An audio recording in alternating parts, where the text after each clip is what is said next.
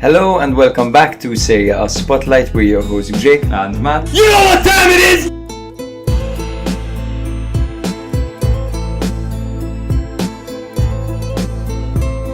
I can't tell you guys enough how much you've been my internal monologue when thinking about football for the last year. Yes, amazing! We get to record while drinking some wine. Jake and I will have a very special soft spot for Salernitana. We love him. We love him. Stop zooming in on Allegri's face, bro. You're gonna make How me are you break. exposing me? Because you're gonna make me break, man.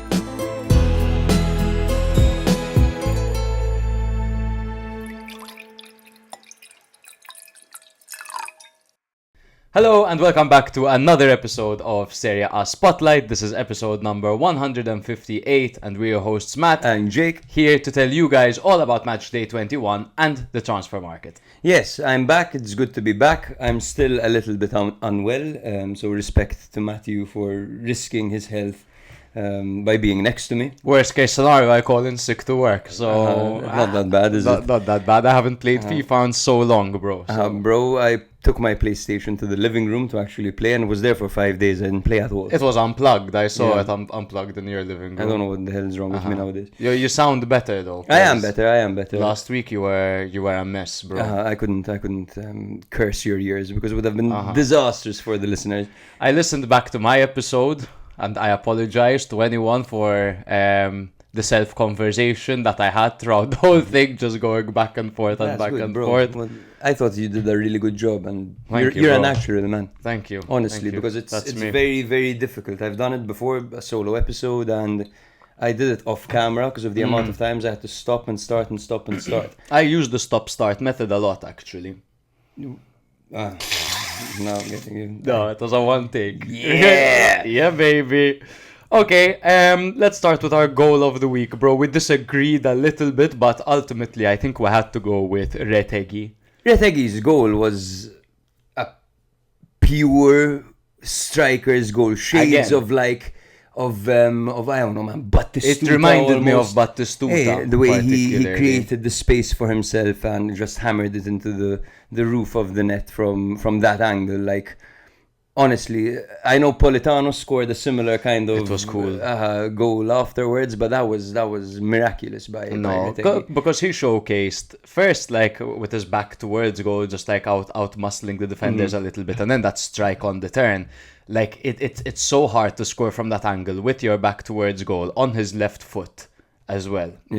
It was a bloody ridiculous was goal. And super. last week he's showing us game after game what a complete striker he is, because he's scoring poacher goals, he's scoring bomber goals, and he's so well rounded. He's the capocannoniere at the moment, and that race is actually heating up and it's really, really entertaining. Where are we at? There's Thuram. I think he's right Thuram there, isn't is, he? I believe, Thuram scored as well. Yeah. He must be right there, actually. Serie So A let's get an top update on that. scorers. And Moist Keane must be And up there Moist, as well now. Moist Queen is also Moist there. Queen. Our Moist Queen.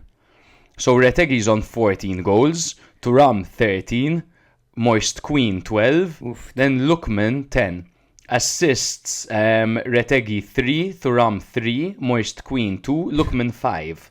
Damn. Most goal contributions along with most goals is Retegui. Yeah, and it's just it says a lot about how he's like leveled up his game. Eh? He's not on pens as well. Well, he was on pens actually. But also he played 19 games. So his minutes per goal he's levels above everyone. Yeah, That's 76 minutes per goal, whereas Thuram has 117 minutes per goal because he played 21 games. Retegi's a rock star, bro. is. Even like looking at him when he scores, he's got that hairstyle. You know what I mean? Yeah. Like that spiky mullet. I don't know what the hell it is. A faux hawk. What do you call it? Yeah, I guess it is a faux hawk. And he just plays with this authority about him, and it's been the case since Mancini called him up to the Italian national team back in the day, and I think one of his first games was against Malta. Yes, and bro. we were in Ta'ali watching Malta against Italy. Tonali with And- the corner, Retegui Exactly, with the and he header. just immediately just started like he belonged. You know, he didn't feel the weight of the Italy shirt. Now I know it was just Malta, but he scored for the And for we the didn't national team. have Mentz at centre back yet. He was still Yes. German at that Yes, point. there was the wall, Steve Borch. back then. Steve fucking Borch, molt Maltese purist. Retegui was barely Italian then as well. He was still pretty much he was newly Italian. Full on Argentine. Exactly. He had just come out. There was also Odegaard's goal. Because it was cool, like swag kind of thing. No? Okay, so I think second place has to go to Lautaro. Yes, because Lautaro's goal was absolutely superb. Vasquez got a touch. Which ruined it a bit. It ruined it a bit, but it was still a gorgeous goal. And that's why, in fact, Retegui did win it. But Odegaard has this amazing ability to take the ball off the ground and strike it within like a split second. Like this, bro. Ba-bam. Like Exactly. So he'll knock it up with his right, receiving a pass like on the floor. He'll knock it up with his right and just whack it with his left boot. And it's sensational, man. He finds the gap. And the finish as well, not just the way he hit it, but the finish was actually superb. And that was actually a great result for Bologna as well. Yeah. If you guys are new here, Instagram, TikTok, Twitter, YouTube, Facebook, everywhere at Serie A Spotlight. We're there. Drop us a follow, subscribe, like, send us a message, and you'd be the best in the world. Like, actually would hold you in such high regard. And also rate us 5 stars wherever you get your podcasts, even if you think we're a 3 or a 4. If you rate us 5, it would be lit. It's like when you have a good meal, the service is mid, but then your waiter hands you this TripAdvisor card and says like, shout me out, my name is Hamad, and you just go on and say Hamad was the shit tonight. Like, do that to us, you know. We have our off days, but we're the shit.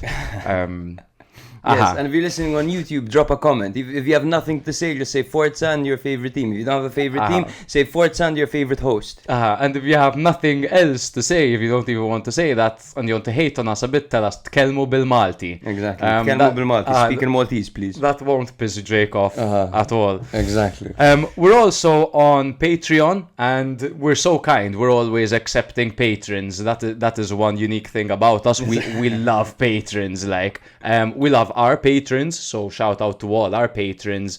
We have a lit fantasy league with them, and the winner is actually going to win a free kit brought to you by Serie A Spotlight. Joey D leads the race once again. He's been first for so long, and his name this week is Fattia Kakkani. I don't even get it, but it sounds great. My favorite is Campbell's though this week. Juan Boner. I can't believe I missed the Guevara and the Juan Bernabe episode. Bro, it's kind of lame when you have to speak to yourself about it, kind of thing. As much as it's obviously fun speaking to the phone and subsequently the world. Kind of. Shout out Singapore, by the way. Because suddenly Singapore is just behind the US and Canada. They've overtaken Australia, they've overtaken the UK, they've overtaken Malta, Italy, everyone. Singapore, we will fly to you and we'll give you a live show if you love us that much. Just sign up to our Patreon, give us $3.99 a month so that we can continue to grow the studio and go watch Cagliari live and then tell you guys about it. It's really, really cool. But what are we doing today, bro? Today, we're going to run down the Matchday that we've just witnessed. I've forgotten which one it was. Is it Matchday 21? 21, yes, exactly. 21? What's 9 plus 10? 21. You stupid. So we're going to do that, and then we're going to hop over to the transfers. To the transfer Smegma. That's what we're calling it from now on. Exactly, the transfer Smegma, where we'll be talking about confirmed moves and some rumours, many interesting profiles that we'll have to talk about.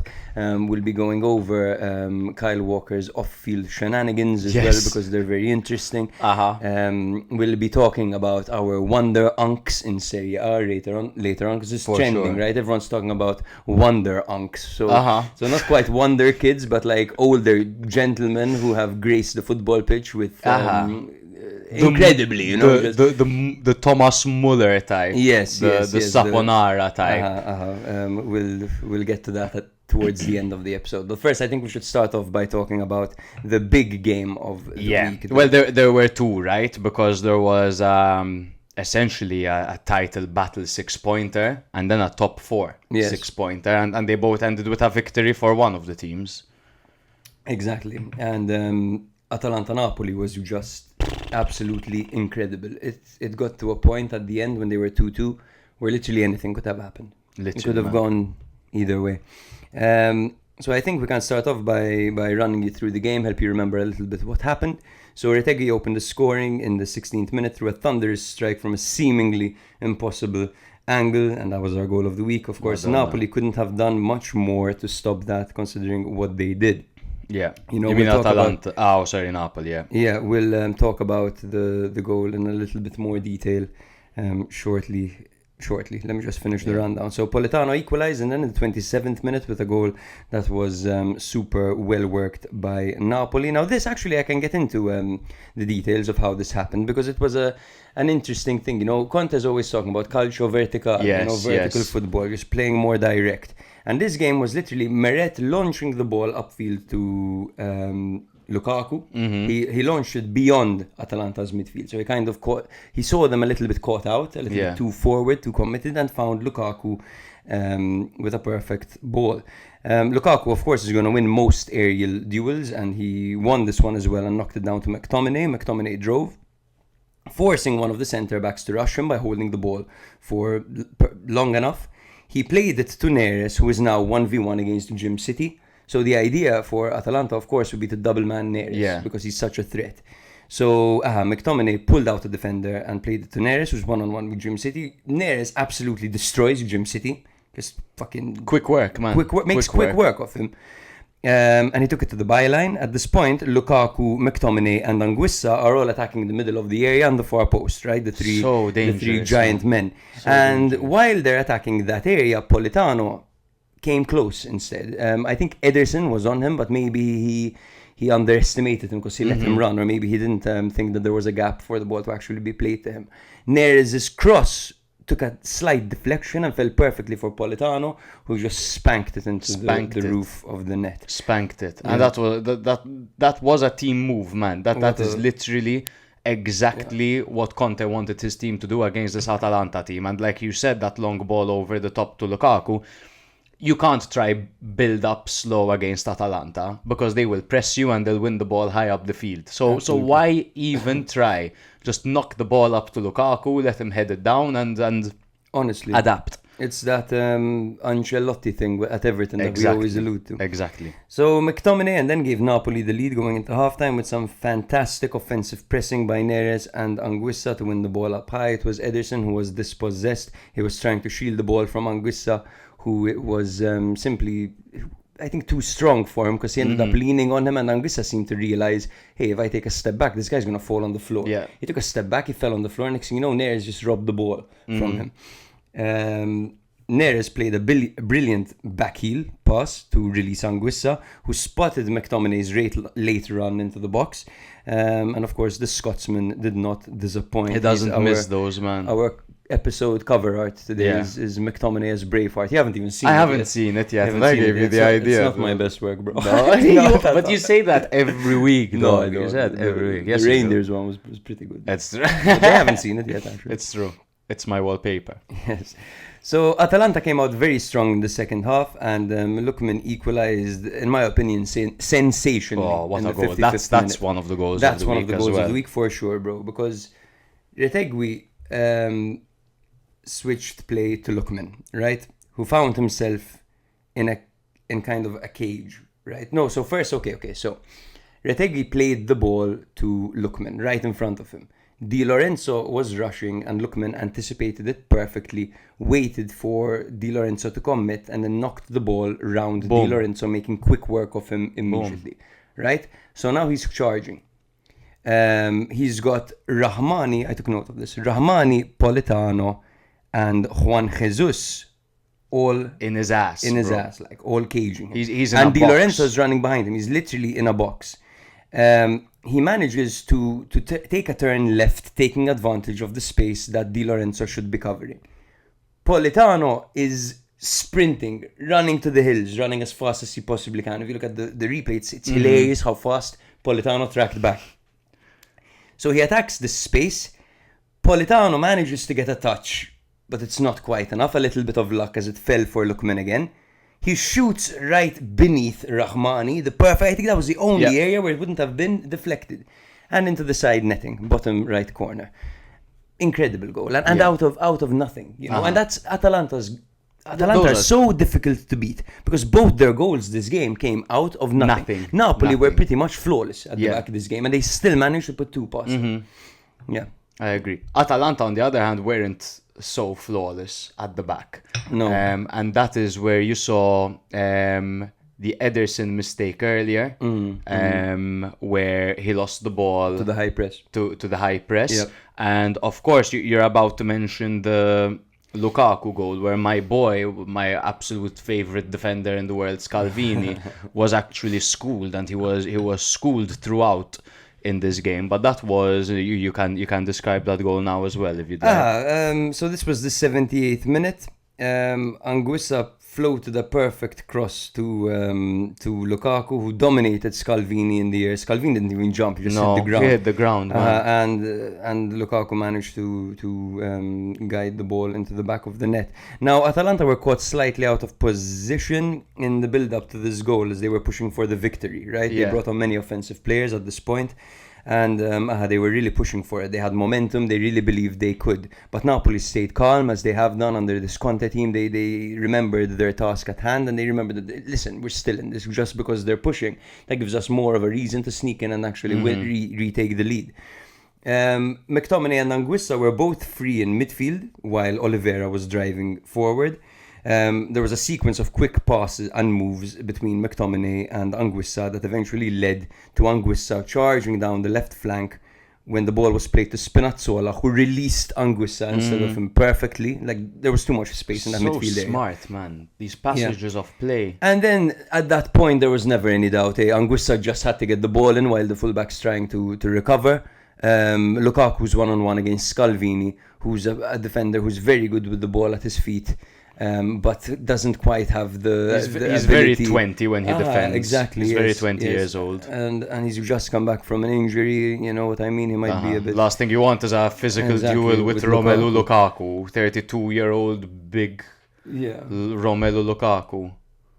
Big fucking Lukaku, bro. That's he's so fucking big, bro. And honestly, the way they utilize him sometimes, it's almost like a kid knocking the ball against the wall. Like, that's what it is. That's it. Because you see them nearest, the way he uses him. He dribbles someone, passes it to Lukaku. Lukaku just pings it perfectly into the space that they advance high up the pitch, and they free themselves. If you have a man on you and you're charging forward and you've got 2 players tracking back on you, one of them gets up in your ass, you release the pass to Lukaku, the player chases the ball, Lukaku drops it back to you, and all of a sudden, just from a simple pass and return, you're free. Yeah, you're in space, your man. And you can have a crack, and you can play in a teammate, you can even play it back to Lukaku. He'll be making one of his his curved rounds to get into the box, and then Lukaku, when it comes to his finishing, his explosiveness that he had at Inter, his finishing to a certain degree, I'm not going to go so far as to say he's completely finished in that regard, because he's on 8 goals in Serie A this year. He's not bad in that regard. But he's not great, is he? But with his back towards goal, that is, at least Conte noticed, he knew this, of course, from his time at Inter. That's what Lukaku's good at. So that's the way I'm going to play him. I'm not going to try to play him through. You know what I mean? How often do you see Lukaku making a run off the ball? He still scored. Not too long ago, he scored one like that. They played him through. But rarely, he can do it. Rarely, it's true. Against defenders with decent recovery pace, he struggles. He's not that beast that was at Inter in that regard. That was unplayable on the turn, you know? Yeah. Nowadays, if he's on the edge of the area and he turns, you're in trouble. But back then, if he turned on the halfway line, you're fucked. You know, who was it? That Milan defender who got Romagnoli. Shaw had gotten murked by him as well. Pavlovic got destroyed. Well, exactly. He hit him all the way down to Fenerbahce. No, we'll talk about that. Yeah. I think Lukaku just gives Napoli so many different attacking avenues. I mean, you can just knock the ball up to him and wait for your incredible midfield to catch up, or your wingers to attack behind. No. This Napoli team have quite a few tricks up their sleeve. Yeah, I mean, no Gvara, no problem. No Gvara, no First and problem. foremost. That seems to be the case. As long as Neres is fit, because having the luxury of choice was good for Napoli. Having like if Gvara's out, you can play Neres. If Gvara starts, you can bring on Neres. That's always great. Yeah. If something happens to Neres, in fact, they might be in a bit of trouble because they don't have another player like that. And they're going heavy on Garnacho. In fact, I think at it the would be very, very wise because they need another player of that. But that United are asking for a lot of money. We'll obviously get into the transfer talk towards the end of the episode. It just made too much sense not to bring up in that regard. Shout out to Meret for what his a save at the end, bro. Who on was the it on? Keitelare, on the header when they were still 2-2. Yeah. So, Atalanta would have taken the lead, I think, at that point. Yeah. I just want to, because you mentioned earlier the amount of like tools and weapons that Napoli have, and then I said no Gvara, no problem at that part. Scott McTominay, Yes. 18 games, 5 goals, 3 assists. Anguissa, 21 games, 4 goals, 4 assists. That is a combined, through those two midfielders, it's a combined 9 goals and 7 assists. From two of their midfielders that not only get on the score sheet, bro, but as well when it comes to their positional play, how they hold their position, how they break down play, so on and so forth. They're fucking close to flawless, man. How often have we seen Anguissa or McTominay neglecting their duties or being out of position? The fact that they have this industry to them and that capability moving forward is exceptional. Two fantastic midfielders. Yes. What I do think is the case with Napoli is that they don't have a lot of depth in that area, which is fine because they're playing once a week. But then, like, how sustainable in that? Like, someone could literally tear their cruciate ligament and they're fucked for the rest of the season. But haven't they brought on... So they brought... so, of course, for Lobotka, they have the replacement in Billy Gilmore, who's a good ball player, even though nowhere near the level of Lobotka, who I haven't even mentioned in this game, probably because when he's best, you don't even notice him. In fact, I wanted to mention about Lobotka. This game, he struggled up until the 60th minute, I think. And then he really came into his own and he was quite instrumental for Napoli. But you're absolutely right. So there's Billy Gilmore for Lobotka. And now they've brought on Philip Billing, bro. Yes, Philip Billing could potentially be for both Anguissa and McTominay, more so for McTominay, I would think. He is... because the thing about Anguissa and McTominay is they are both very capable on the ball. They're very good at driving and carrying the ball. They've both got a shot on them. They can both spot a pass, and they're both defensively solid. Yeah. However, this Philip Billing, statistically is even better than both of them defensively. Okay. So what he gives you is a little bit more sturdiness in that defensive midfield department. So I guess if Napoli take a lead, for example, with McTominay or Anguissa, for example, tiring out or running out of a bit of gas in the tank, and they can bring on Philip Billing to kind of cement that lead. Or if they have a game, for example, against Inter, where they're at full strength and they need more bodies in midfield, or against like an Udinese side, where you're going man for man, he's an option. Yes. You can go for, you have 3 physical players in midfield. I think they still should get themselves another central midfielder. They need to get themselves a left winger. I think by going for a profile like Garnacho can really stall the process of them getting a Gvara replacement, because I don't think they can do that in January. And I think they need another centre back considering Buongiorno's injury, because again, they're playing with Rahmani and Juan Jesus, which again, because in a contest system everything is so tight with no room for error, etc. They get away with it, but still, you need Buongiorno at the back. He's their best defender. Of course. In his absence, you need someone better than Juan Jesus if you want to win the title, quite frankly. And honestly, Comuzzo right now, it might be a good time to go in for him, because he's made 2 mistakes back to back after a very strong start to the season. He hasn't quite got enough experience under his belt for Fiorentina to demand way too much for him. And you're a title competing side, so you're attracted to this youngster right now. So I guess it might be smart. The question is he ready to slot into that system Yes, with all that he pressure. is. Yes? I think he had a bad couple of games whilst Fiorentina were having terrible games and the entire team struggled.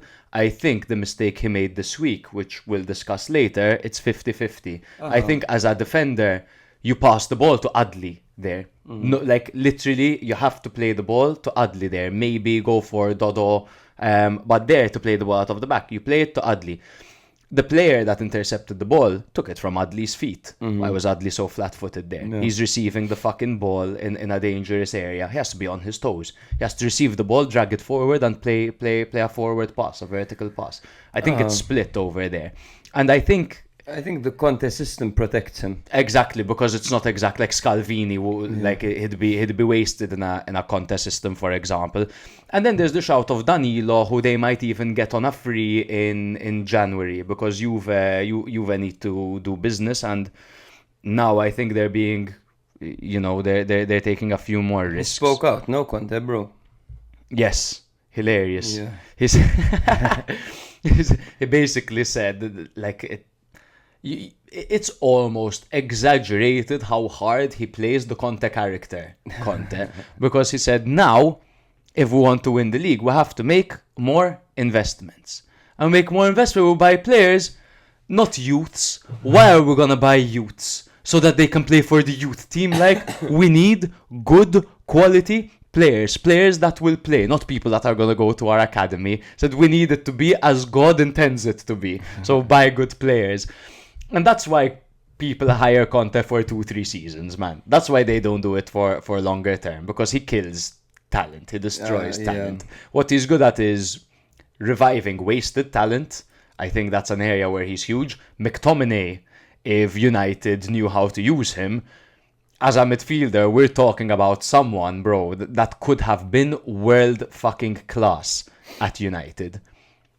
World class. Like, that ability that he has, his finishing is remarkable. His work ethic is insane. He's such a complete midfielder. He reminds me a bit, not to the same quality, obviously, because he was benched forever, of Lampard, man. Like he has that Lampard mold in him, the late runs into the box with the excellent finishing. And now he's 28 years old and he's just made a move to Italy. They could still, by the time he's 33, really be world class for 5-6 seasons, kind of thing.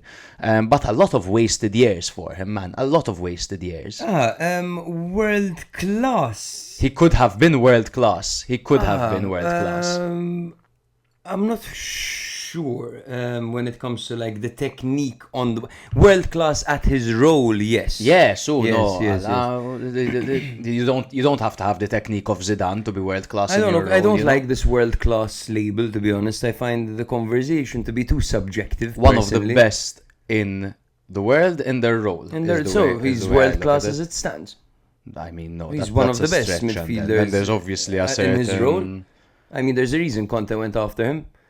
I mean, if you had to look at most 3-5-2 systems, they would benefit with Scott McTominay. Let's not get into the debate of what world class is, because I think we'll rip each other's eyebrows off. That's the thing, because if you look at, for example, Atalanta's players, and you talk about world class, for example, it's difficult to say, because in their system they perform perfectly. Like Coop Miners at Atalanta was world class. Yes. Coop Miners goes to Juve and all of a sudden, you know what I mean? He's just world. So I think Scott McTominay definitely could have been better if he never stepped foot in Manchester United. But it is the team that made him, after all. I mean, he was at their youth team.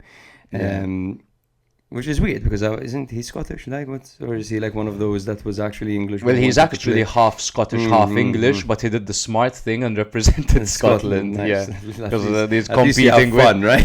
Exactly. You can't compete with like the Declan Rices and the Jude Bellinghams and all these 100 million fucking Rolls Royces. Like, but he's a hard Scotsman. Yeah, you know.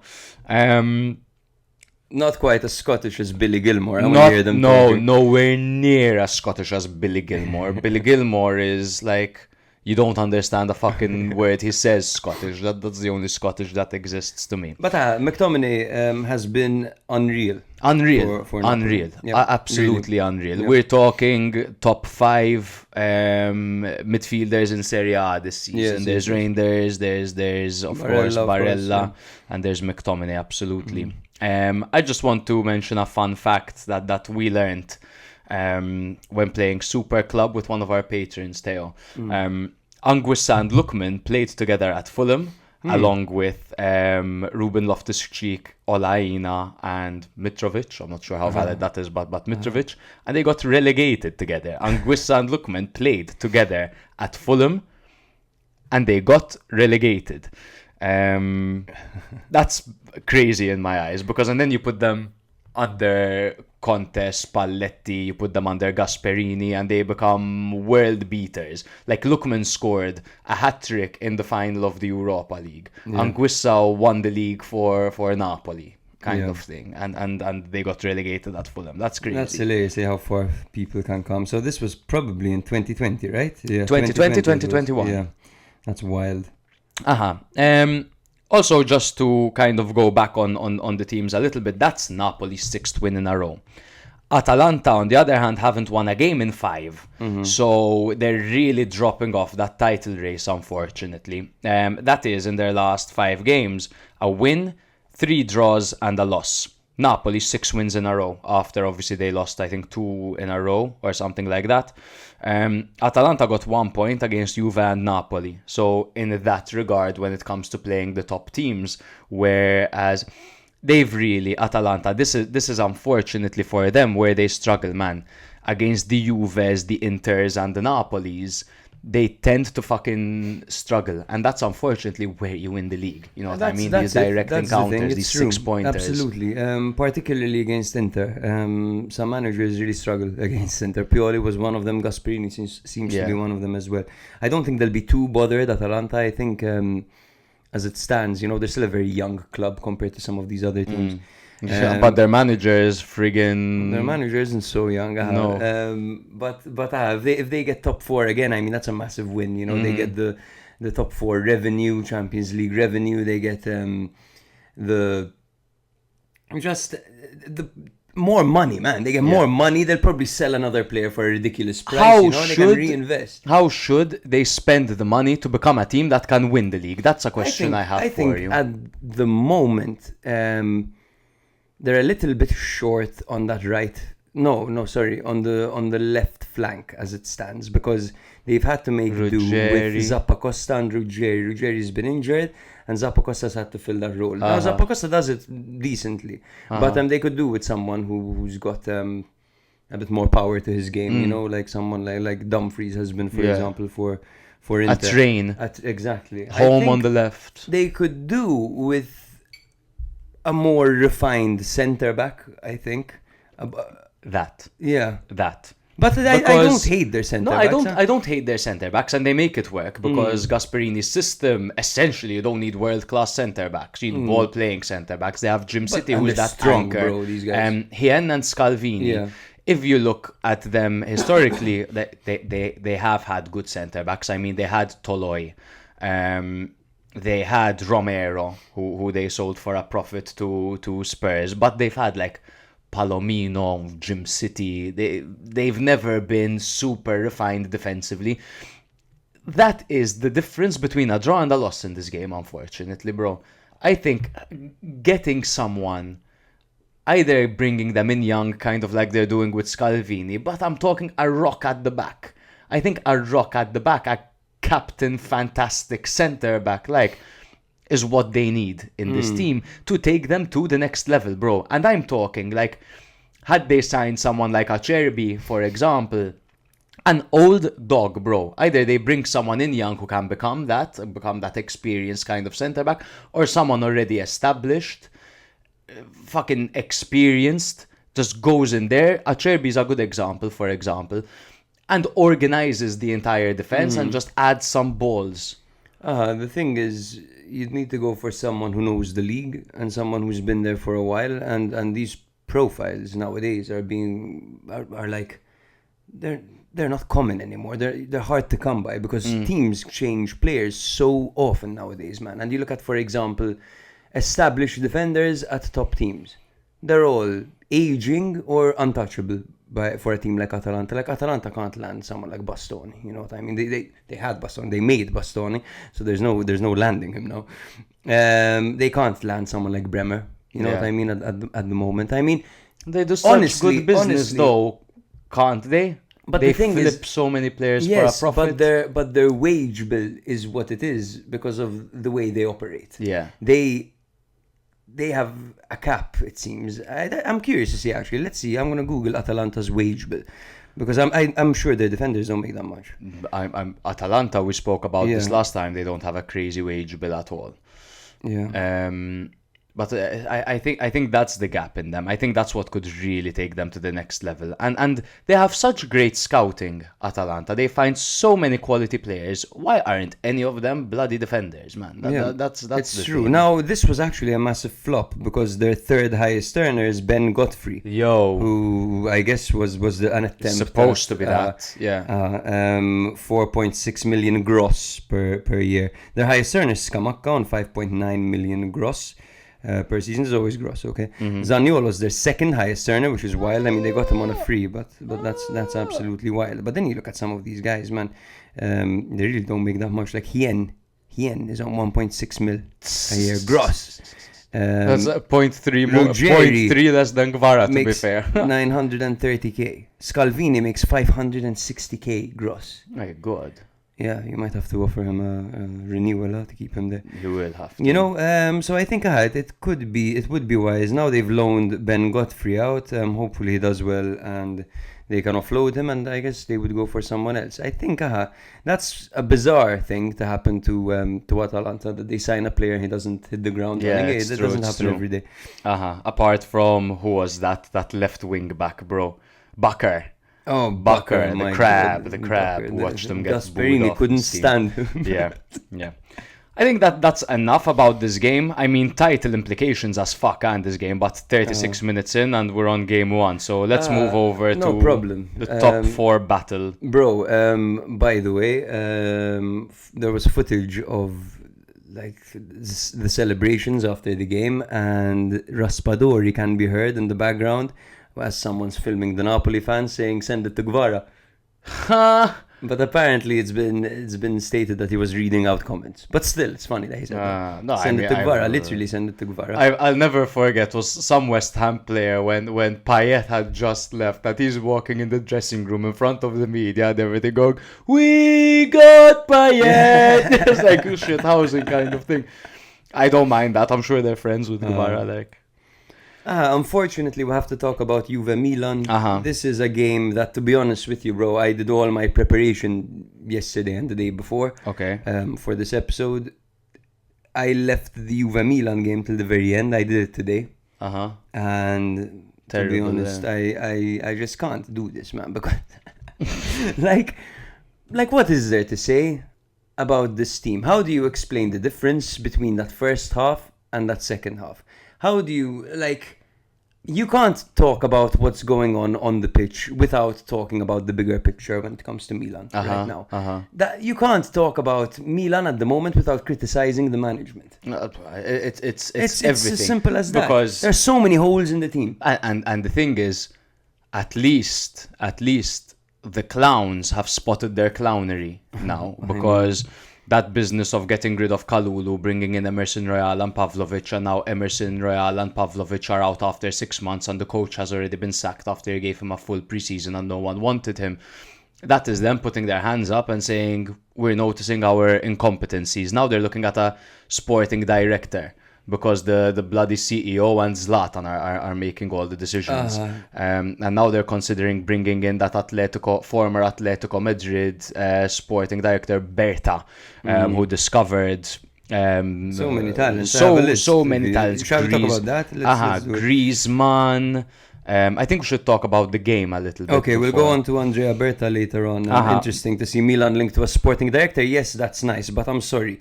The whole offloading Emerson Royal and Pavlovic so soon, in my opinion, isn't even, to a certain extent, admitting their mistakes. First of all, Fonseca got fired before he could even have 3 midfielders to choose from. You know, I mean, he wasn't great, Fonseca, and we've spoken about this on the podcast before. You know that that if you're gonna go for a profile who isn't a proven winner at the highest level, you have to give him time at least, because he's going to become that at you, ideally. So all the pressure on him, whatever, the way they handled Zlatan going into the dressing room and talking over him, whatever, all that crap, whatever, that passed. Maybe sacking him wasn't the worst thing in the world for a profile like Conceicao. Okay, we're happy, whatever. But though, selling Pavlovic after 6 months, what the fuck? I don't even think Pavlovic was bad, bro. It wasn't bad. I really don't get why he's the scapegoat. Like, why the fuck are you sending him to Turkey, bro? He's just arrived to the Italian league. Whatever happened to you need 2 years to adapt to a league? Because that's how it was. So back we're in all the day. we're all bigging up the Italian league and how to be a good defender in the Italian league, you know what it takes, bro. The league is notorious for quality defenders. You bring in a 23-year-old from Red Star fucking Belgrade, who had a good season, and you expect for him to come in and for him to be the first name on the team sheet consistently, when there's already Gabbia Tomori and Chow who have been at the team, working, earning their place. Let him learn from them. It's good to have a fourth option. Now they're getting rid of the fourth option. I just don't get it. But again, let's talk a bit about the game. But the thing, one more point about Pavlovic. Sorry, because it's important to say, Pavlovic, it's true he made some mistakes at Milan, but he showed signs that he could be a very dominant centre-back. A centre-back that could easily go for 30 million upside in the future. 23 years old. He pocketed Lautaro in one game, bro. He is a good player. I don't understand why you would even bother signing a 23-year-old if you expect something instantaneous. Honestly, why didn't you sign some aging defender with an expiring contract for the season while you're at it? Yeah. And now you're going to get Kyle Walker and you're going to send Emerson Royale the other way. Milan got him from Salzburg, not Red Star Belgrade. Okay. He was at, oh my god, he'd fucking hate me for that. He was at Partizan, wasn't he? Yeah. He was at Partizan. Ay. Sorry, any Partizan fans that are listening. Ooh. Yeah. Yes, but anyway, the Milan management. Yes, 10 appearances for Milan, even managed to score 1 goal as a defender, many positive moments, many bright moments, a few mistakes here and there, and he's off to Turkey. Yes, that's it. So Milan played Juve, yes, at the Allianz Arena. And Juve defeated Milan 2-0 by dominating the second half, to be honest, with aggressive pressing and exploiting defensive gaps, and there were many of those. Their compact shape really stifled Milan's build-up as Milan's offensive department got kind of tired, and the right side lacked that kind of creative player. And Pulisic, of course, was unavailable for the game, with Musa there for balance. They doubled down on Leao. Tammy Abraham, kind of tried to offer solutions for Milan, but it wasn't quite... there wasn't much you could do, at the moment with this Milan side without Pulisic. If you really shut out Leao, you've done most of the work, I think. Unfortunately, that's the case. But because I don't then think if you shut out Leao, it's up to Reinders to create something out of nothing, And the thing is, I feel like Juve really dominated the center of the park. I think what they did was Milan have been not really good this season when it comes to vertical play and attacking down the center. But where we saw Milan under Pioli only attacking down the wings and crossing, essentially, this season we're seeing through balls by Fofana, we're seeing Reinders taking on a few players in the middle, we're seeing good transitional play from defense to attack straight down the throat of the team. And that's where Juve really played compact football. They dominated the center of the pitch. And you see, how many times did Fofana lose the ball in transition? Countless. At a point, Theo lost it in a really dangerous fucking area. That was a hilarious sequence for the neutral, probably not for us. Because that moment, there was a long ball coming over the top, which Tomori misjudged I'm not sure what's happening to him. I think he needs like to get LASIK or something, some laser eye surgery, because these balls over the top are being misjudged regularly by Tomori. So he misjudged that ball, and they managed to get a shot through Yildiz. Manjan pulled off the save. Yeah. And then after that, fell to Theo, who decided to try to dribble in the box or to take a touch instead of clearing. And then it fell to Weah, who shot a very powerful shot, and it had to be the strong hand of Manjan to stop it from going in. Yeah. But yes, as you said, man, the defense is a bloody disaster. Even giving Mbangula all that space. What was Royal doing so close to the centre back? He was being shit because he's shit. That's it, because what then Emerson was doing. Then all right, he's got the recovery pace to catch up to him. But he had to outstretch his leg, and obviously putting your body in front of the ball is much better than stretching your leg out. It ended up hitting him and going into the back of the net. Not to mention as well Manjan over covering his near post. Wait, because we can't shit on Manjan, unfortunately, because Manjan is the reason Milan didn't lose 4-0, yes, bro. Manjan was good saves, he was good saves, great saves, incredible yes, but saves. It doesn't matter. It Incredible doesn't matter. saves. You can pull off good saves, sure, and I applaud him for that, and some of those saves were sensational. Especially, I forgot there was one outstretched. The one where he saved one with his chest, he was up and strong. And then after Theo lost the ball, the one that he tipped away with super cat-like reflexes. That goal that you're mentioning, I blame Tomori completely. This is, we're talking about Weah's goal, yes. Yeah, Weah's goal. So first, of course, Mbangula scored a goal. He was in acres of space. Emerson Royal was running back. The shot hit him, and Manjan got a touch, but obviously was discombobulated, diving to the left. Shot went straight down the middle, tipped it, hit the crossbar, and went in. The second goal, Weah had a one-on-one scenario with Tomori, where Weah would have done exactly what he would have done if Tomori wasn't there. Tomori, what he was doing was covering the far post and trying to push Weah to his weaker foot. But when Weah decided to actually go to his weaker foot, Tomori seemed a step back. Like he was over-committing to Weah cutting in. And at the same time, Manjan was guarding his near post. So it was a complete miscommunication and misalignment of what the defense and the goalkeeper should be doing.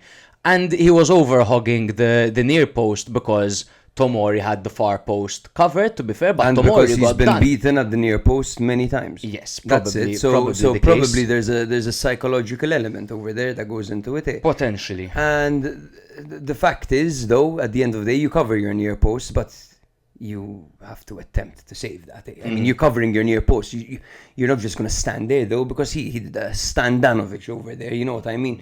At the end of the day, Manjan is the type of goalkeeper, bro, who will he's Dr. Jekyll and Mr. Hyde, bro, and it's the same thing. That's why I'm against making him a top earner at this team. I don't know if I agree completely. Fair enough, Completely. He has mistakes in him. I've been very vocal and critical, but he brings a lot of leadership qualities and a lot of qualities to Milan. He's pulled off saves that most goalkeepers in the world, I'm talking the best goalkeepers in the world, wouldn't sniff certain shots that Manjan stops. He has, in my opinion, goalkeeper-wise, the best reflexes in the world. And no one gets close to the reflexes of Manjan. Unfortunately, he comes with certain problems as well. But the problems at Milan are nowhere near the goalkeeper. The problem with Milan, management, which we have addressed.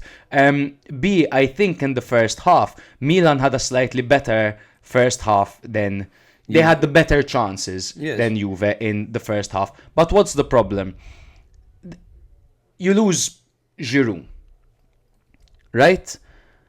Who do you bring in to replace Giroud? Finally, Milan were going to make an investment. They were going to get Joshua Zirkzee. But they said, fuck Zirkzee, because his agent, that twat, wanted 15 million of agency commission. So Zirkzee went to United, and now he's kind of picking up because he had a good game, essentially. He's Bitcoin. So who do they bring? Tammy Abraham and Morata. I mean, yes, that's what happened. They can't score, bro. They can't score. They can't score a goal, man. Their finishing is abysmal, both of them. You know what you're talking about. You go tell someone, do you support Milan? Let me see your team. Okay, Morata and Abraham up front. What's that like? Rubbish. That's what it's like. Abraham, so you have one that gives you a bit more industry, and then you have another one that gives you good passing ability. But finishing wise, disaster. Disaster, man. And look, it also depends on who your manager is, because if your manager is Fonseca, then okay, Morata makes sense. But now and Abraham. And Abraham, yes, because they're both best at link-up play in the center of the pitch. But the fact is they didn't even give Fonseca enough time to actually figure his shit out. And they brought in Conceicao now, who these strikers simply don't fit what he wants from a striker. Exactly. They don't fit. And what complete incompetency to end the season with three of your biggest signings being Emerson Royal, Morata, and Tammy Abraham. What a complete disaster from start to finish by big egos. By Zlatan, by Forlani, by Moncada. These fucking egocentric idiots, man. Idiots they are. And now you want a sporting director in January, not in the fucking transfer window in summer. You know what I mean? On the other hand, Juve. On the other hand, Juve did very well. They were obviously hungrier. They had the kind of side story of the fact that they lost. They had revenge on their mind, because they lost the Super Cup in such a drastic way, potentially undeserved way, the way Milan got that winner at the end. But they were really good. They were compact. They know what they wanted. They managed to cause Milan a lot of problems. Their substitutes they made their team stronger, while Milan's made them weaker. Mm-hmm. Milan are having to bring on children at this point. That's the reality of it. Granted, he's a great talent, but the fact that you have to bring him on against Juve to find the winner is just a lack of planning. Conceicao, by the way, speaking about the whole transfer thing, bro, the whole striker thing. Sorry, this Jimenez that's being linked is much more of a Conceicao striker. Yes. You need a reference point, someone to cross it to. How many times do we see that ball loose in the box and no one available to attack it? Too many times. In the first half, this was a game of 2 chances per half. Mm-hmm. Juve had 2 chances in the second half, big chances, and they took them both. Milan had 2 chances in the first half, and they missed them both. And in one of those chances, you see Reinders on the floor while everyone's having a crack. It was actually quite funny. You see someone shooting there, and then I know at one point it falls to Theo, who also has a shot. Goalkeeper saves it. It falls right where Reinders is, and he's still on the floor. I mean, at this point, he wasn't hurt. He was trying to get a penalty. He was trying to win a penalty, but to be honest, there was a shout. The ball's in play. Get up. Just because you stay on the floor for the action, there's a VAR. If there's a foul, check it. Your teammates are shooting. They're peppering. You're seeing the action around you. Get up. And then later on, when Milan were 2-0 down, there was still some time left. Reinders again gets the ball on the edge of the area. There's actually quite a good attacking chance with many options available, and he tees up the shot and it gets blocked. There's, as Conceicao said, man, there is a lack of mentality over here. He needs to fix the mentality. And he needs time. He needs time to do that, bro. Yes, because all well and good that he got those 2 wins and he smashed the TV and he had a fever, yes. But he needs time. He needs time to drill this mentality that he has into the players. But let's go back to Juve a little bit again, because Juve got 4 points in a really, really tough spell where they played Atalanta and Milan, and they drew to Atalanta and they beat Milan, and now I believe, do they play Napoli this weekend? I believe Juve play Napoli this weekend. Let me just confirm that. That's fucking hot, steamy shit, man. But they're confident right now. They play Napoli away. Recovering, and Nico Gonzalez up front offers them an avenue that Vlahovic simply doesn't, and he makes Coop Miners look better. Coop Miners looked very good against Milan as well. Yes, because he's the type of profile that they need, right, to bring Coop Miners into the game. Yes. And speaking of fucking shit shows, they're having one right now. It's not their fault, Juve. Paris Saint-Germain. They're like, take him, take Kolo Muani on a loan, but give him back, dry loan, whatever. He lands there, he does his medicals, and they're like, shit, we can only loan out 6 players. We already have 6 out on loan. It's a fucking disaster. But apparently Giuntoli called them unprofessional. Giuntoli's professional, punching De Guzman in the face when he had the hernia instead of giving him the operation back in his Napoli days. By the way, look into that. It's a it's a tragic story, but in hindsight, it's. Guy had what was the hernia? A hernia. He had a hernia and it was affecting his performance. The club doctor told him, no, that's nothing, go play. Exactly, and Giuntoli was like, yeah, we're selling you, you've been shit. But anyway, and he punched him. Yes, so respect Juve, they're really coming together. Milan have a lot of work to do. It's not completely dead, the dream. The season is definitely not a write-off. Milan are alive in the Champions League and are still alive in the battle of fourth, because there are 3 very, very good teams in Italy who have their shit together at the moment. And then there are a few good ones with who all have bad days, who can all look human. So we're talking Bologna, Fiorentina, Lazio. Yes, exactly. Milan and Juve, quite frankly, as well. Each team has its own unique weakness. Some be it depth, some be it form, some be it tragedies, you know. But they'll all compete, and we'll see what happens at the end of the season. I do believe in Conceicao. I do. Loads. I do trust the coach, Loads. which is nice, way more than I trusted Fonseca. So we'll have to wait and see. Just one thing. Shout out to all the older Milan fans that were celebrating a win, thanks to Wea. Who was celebrating the win also, went home, had unprotected sex, came, and his son played for Juve and killed Tomori and beat Milan. So when you were celebrating that win, Wea was actually stabbing you in the back. So yes. There we go. You're out there celebrating a win and he's creating public enemy number 1. Exactly. Shall we jump to... Let's do a quick rundown of the rest of the games, because we have an hour left and we have to do transfers. So let's cover the other games a little bit briefly. So I'll read what I prepared and you can throw in a comment. Or we'll do that. Yes. So Roma 3, Genoa 1. Dovbyk opened the scoring for Roma 25 minutes in. Genoa had their moment. 8 minutes later, where former Ascoli man Patrick Mazzini scored a cracker. The scenes were wild and he went even wilder. This was a beautiful moment, but it simply was not enough for Genoa, as Roma took to the second half to find the winner through Stefan El Shaarawy, and what a winner that was. And then eventually Dybala would go on to force Leali into an own goal in the 73rd minute. Good win for Roma. Firstly, shout out to Mazzini, who went absolutely mental. That was his nice first goal in his first start in Serie A. He had a long period in Serie C, a very short period in Serie B, straight up to A, and he just got his first start and his first goal over there. So shout out to him. Only Vieira's second loss. First one was against Napoli. Second one was against Roma, that are thriving under Claudio Ranieri at the moment. So definitely still good signs from Genoa this game. And they gave Roma a game. It wasn't an easy game for Roma. A shame for Roma is these 6-minute cameos for Soler.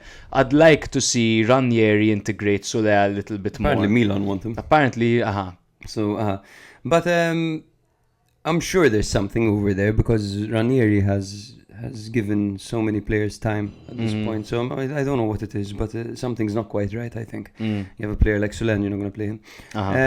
I'm really enjoying Dovbyk lately. I think he's a really good link-up striker. I think he is a similar mold to Lukaku and what he can give you, and he's more refined than Lukaku, because his touch is excellent. Man. His touch is brilliant.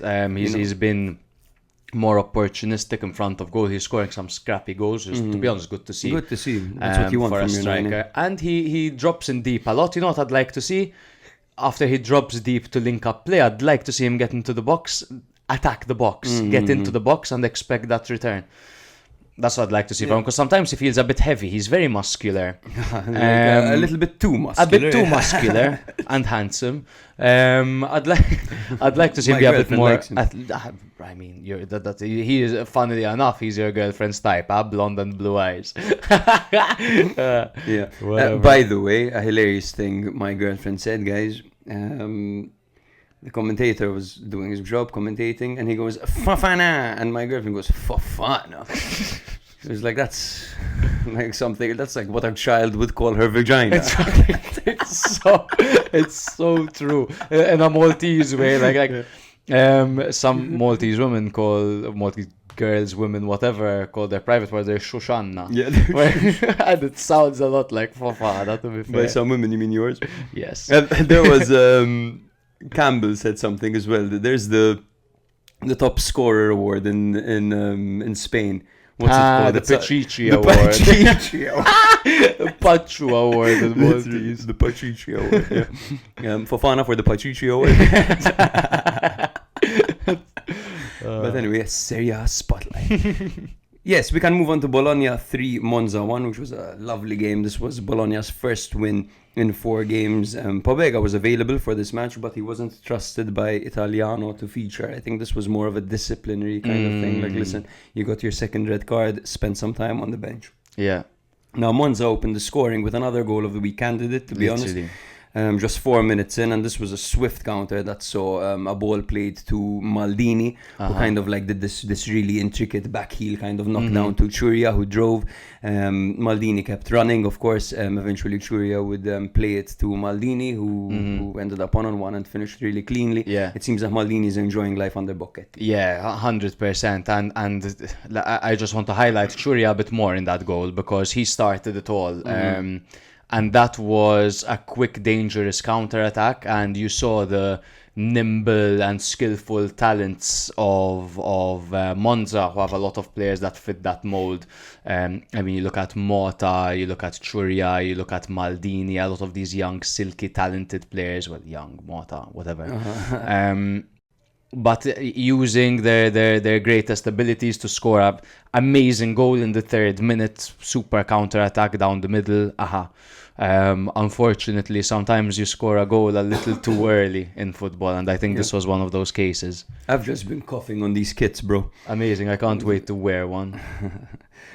Orsolini would go on to whip in a perfect ball to Castro. He did that thing, the most Orsolini thing, where you like take Gira. Yeah, you create a bit of distance between yourself and your man by kind of doing almost like an elastico kind of thing and knocking the ball kind of forward, well, on the outside of the box, teeing it up, and then just whipping in a perfect cross to Castro, who did well to head it home. He's tiny, you need a flick there. Yeah. You don't need to attack the ball. The ball is coming in essentially from behind you. If you get a flick, there's a high chance you'll discombobulate the keeper enough to score. Just get it on target. 2 things to mention over here. Firstly, Italiano running onto the pitch to hug Orsolini, because we're super happy with what he did over there, which is hilarious because he's equalized against Monza. Yeah. But Italiano was so happy with what Orsolini did. It was probably something like he'd been trying to drill home to him. Like, he ran on the pitch and hugged him. Italiano's before anything else, he's a lover of the game. Huh? Yes. And I love to see that.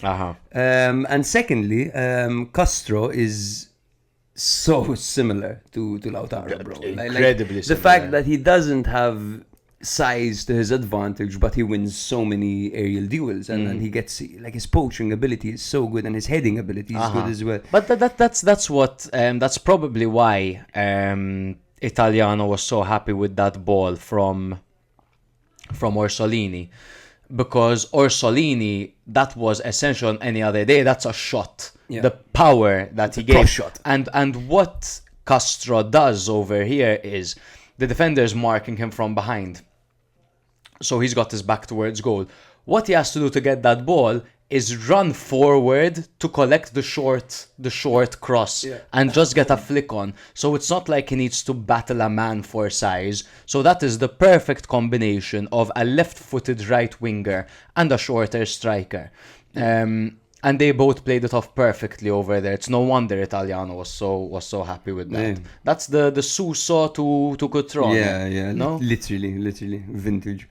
Odegaard went on to score a Sorry, gorgeous- he did the I'm Here celebration. Castro, Yes. amidst all of the second that they played Inter, the rumours just were going absolutely crazy. It happens every time now, even with Nico Paz when they played Como, you know. Odegaard went on to score that gorgeous goal to give Bologna the lead. This was 34 minutes in. He lifted the ball with his right and quickly smashed it with his left. Lovely goal, and then the baseball swing celebration, which is which is 18 cool. games, 4 goals, 2 assists. You thought Ferguson was irreplaceable. Obviously, It turns he's out, incredible, but Odegaard, don't sleep on him because he's been doing a marvelous job in that role. And Ferguson's been playing really well in the pivot as well. And it's interesting how they managed to replace him. Since he did his ACL, there was Fabian playing in that role, who did very well under Motta, and now it's Odegaard who's killing it under Italiano.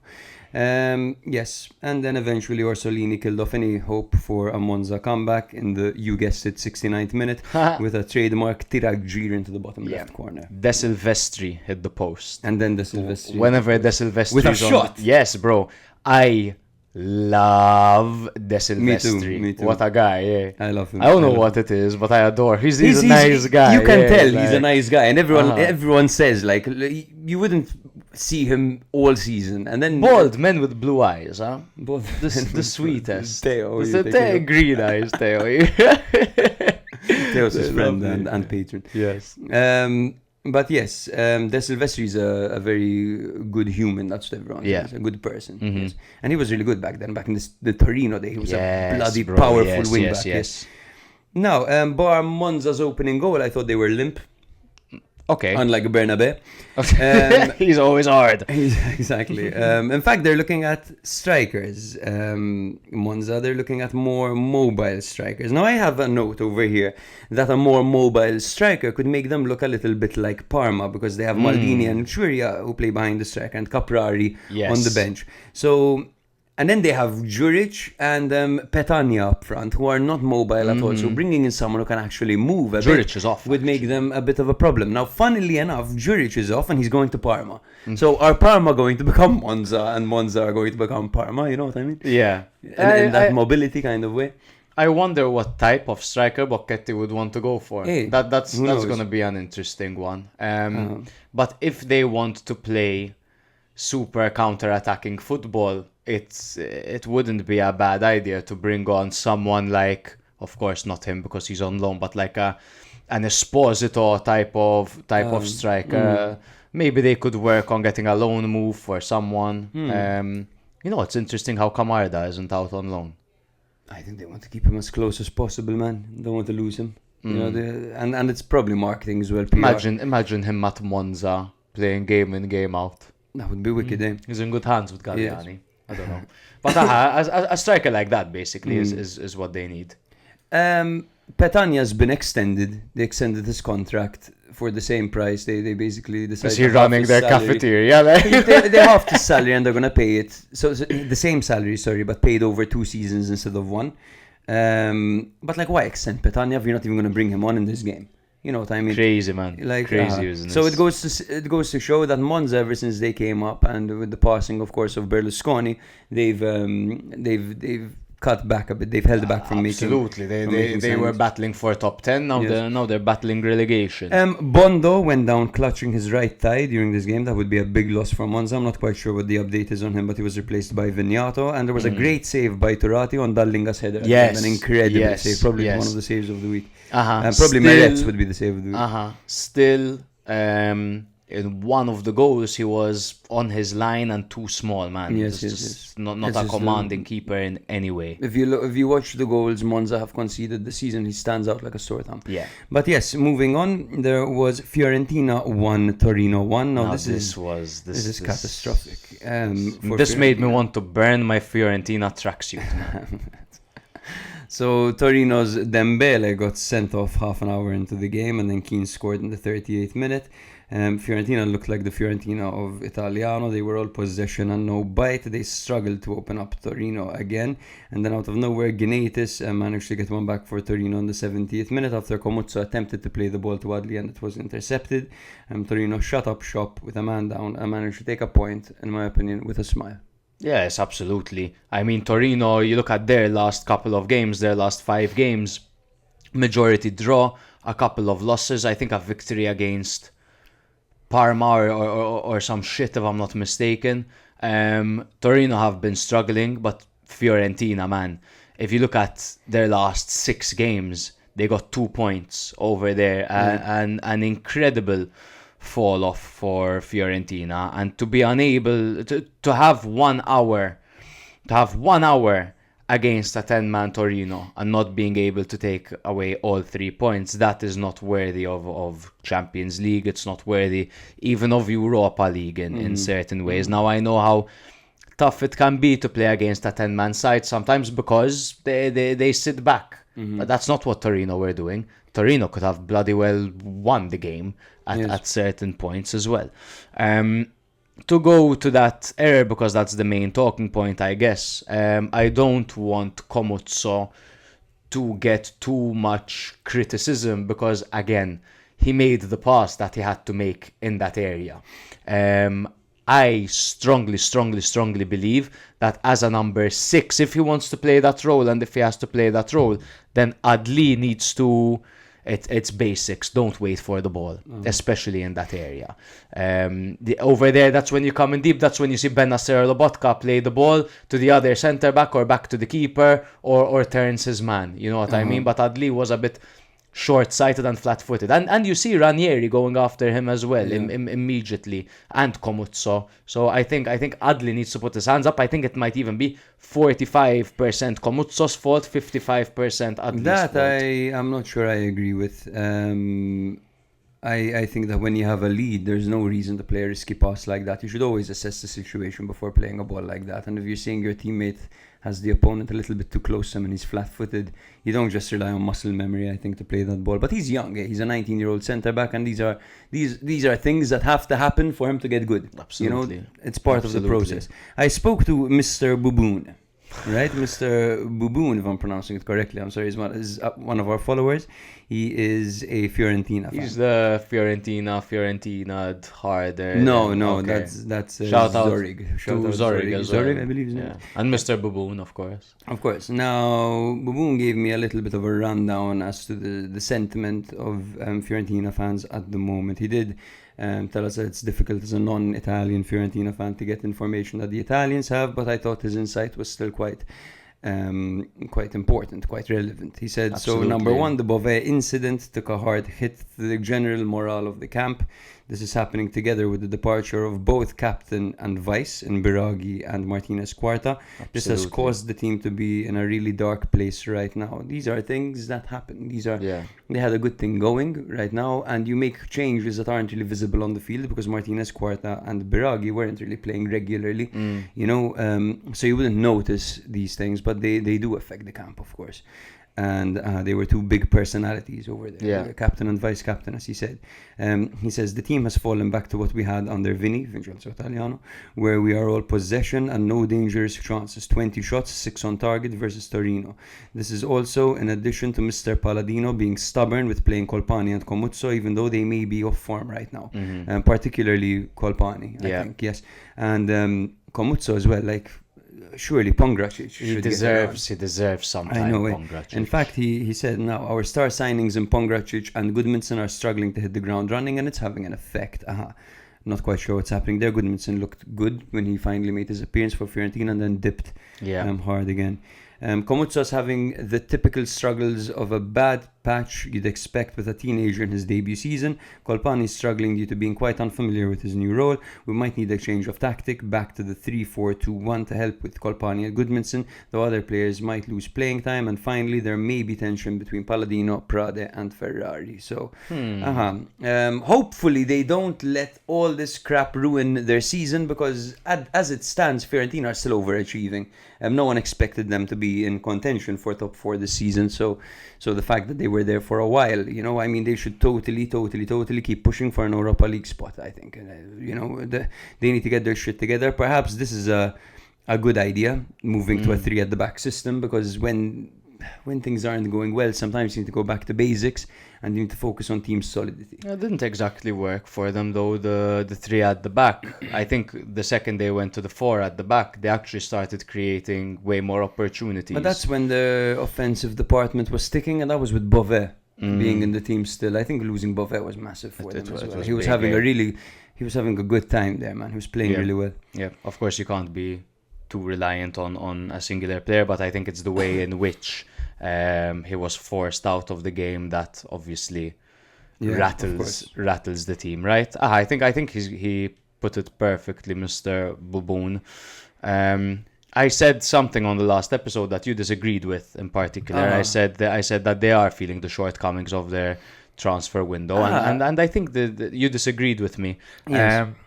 But I think this game and the past few games that they've been on, it's not obviously completely down to the transfer season. They brought in Moist Queen, who's the third top scorer in the league. You know, I thought that the transfer market had more wins than it did anything else. I think that Adli, Cataldi and Keane are doing very well. Pongracic and Kolpani are the shortcomings. Goodmanson hasn't been doing great. But it's true, of course he hasn't been doing great, but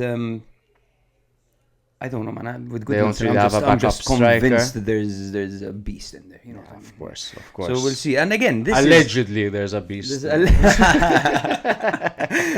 This is year one. Let's remember. This is year one. Yeah. This is a similar thing to Juve. People don't talk about this, but yes, it's year one. New coach, new team.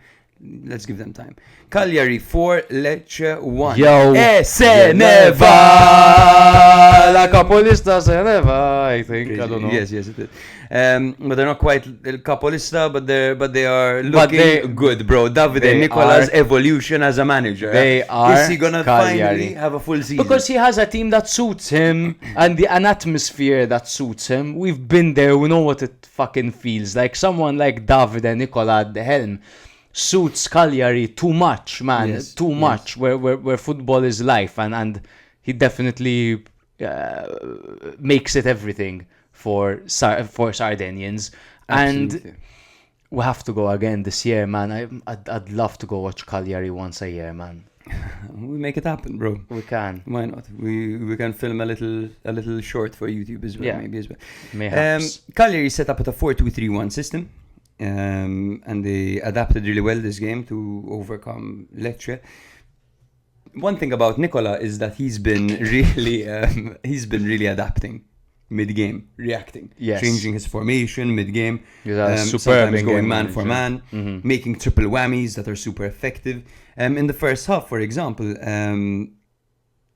Lecce changed their formation to a 4-4-2, and no, sorry. It was Cagliari who changed to a 4-4-2 in the first half, and they kind of allowed Lecce to exploit their transitional play. At one moment, Cagliari were the better team in the first half. Don't get it twisted. Yes. But Lecce did manage to exploit a moment of transition. And Pierotti, actually, who was playing really well in the first half, managed to score a well-executed move by Lecce. Against the run of play. Against the run of play, yes. Nicola made 3 changes in the second half. Deola, Marin and Gaetano were introduced for Adopo, Viola and Makumbu, and this transformed the game. Yes. Marin's vertical passing, Deola's versatility, this added a lot of intensity to the game. And the first goal was clear because you see all 3 of them linking up, all 3 of them. And it featured a give and go between Gaetano and Deola, and Deola ended up backheeling it to Gaetano, who ended up in a position to shoot, quite a tough angle, and he managed to score his first of the season finally, because he's been having a really hard time. Yes, nice to see Gaetano scoring. Deola, my friend, bravo. They know the story.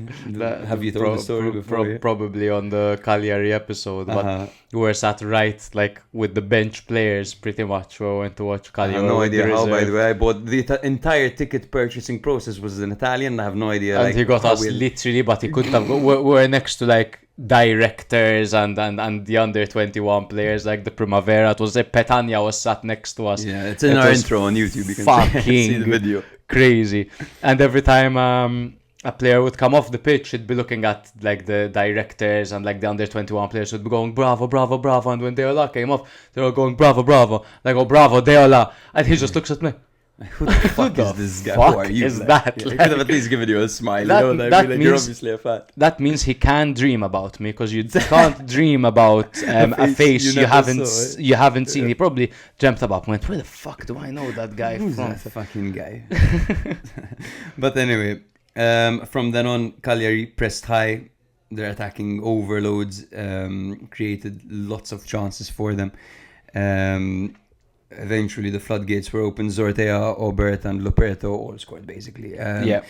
Obert's goal was like Oberto Baggio. What's this?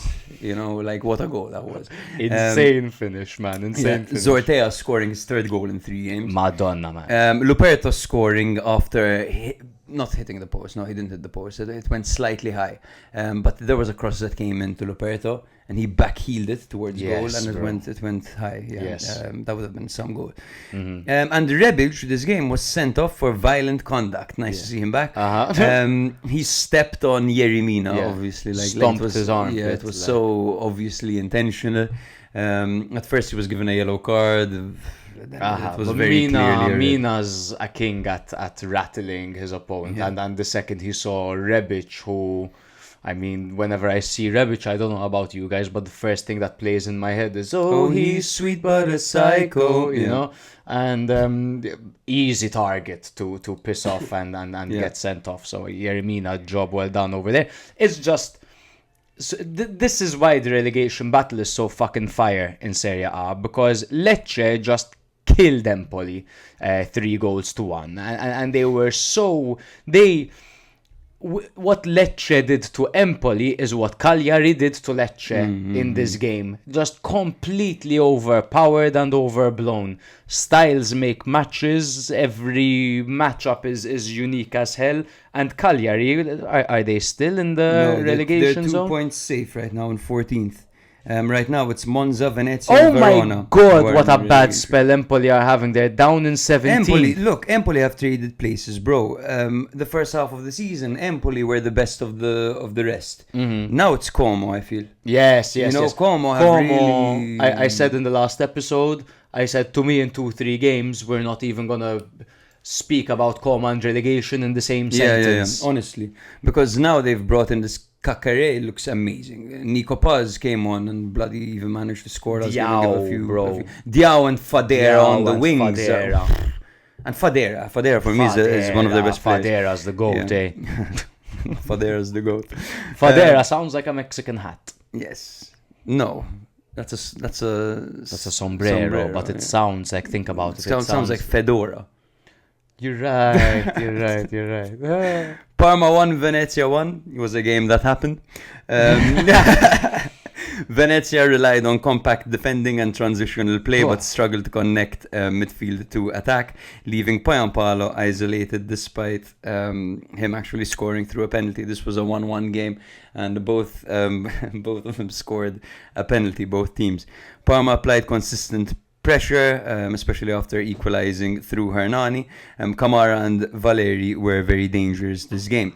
Stankovic and his usual brilliance in goal salvaged the draw for Venezia, while defensive lapses, particularly from Candela, who has had a bit of a hard time. He was a bit of a Nimrod there, poor guy. It cost them the game, yes.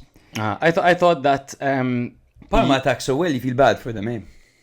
Parma attack so well, They you feel attack bad so, for like them. their moves are so dynamic, you feel bad when they don't. And I particularly really enjoyed, not because of his penalty goal, but Hernani was very, very active in this game. He was shooting, taking on his men, tracking back, defending.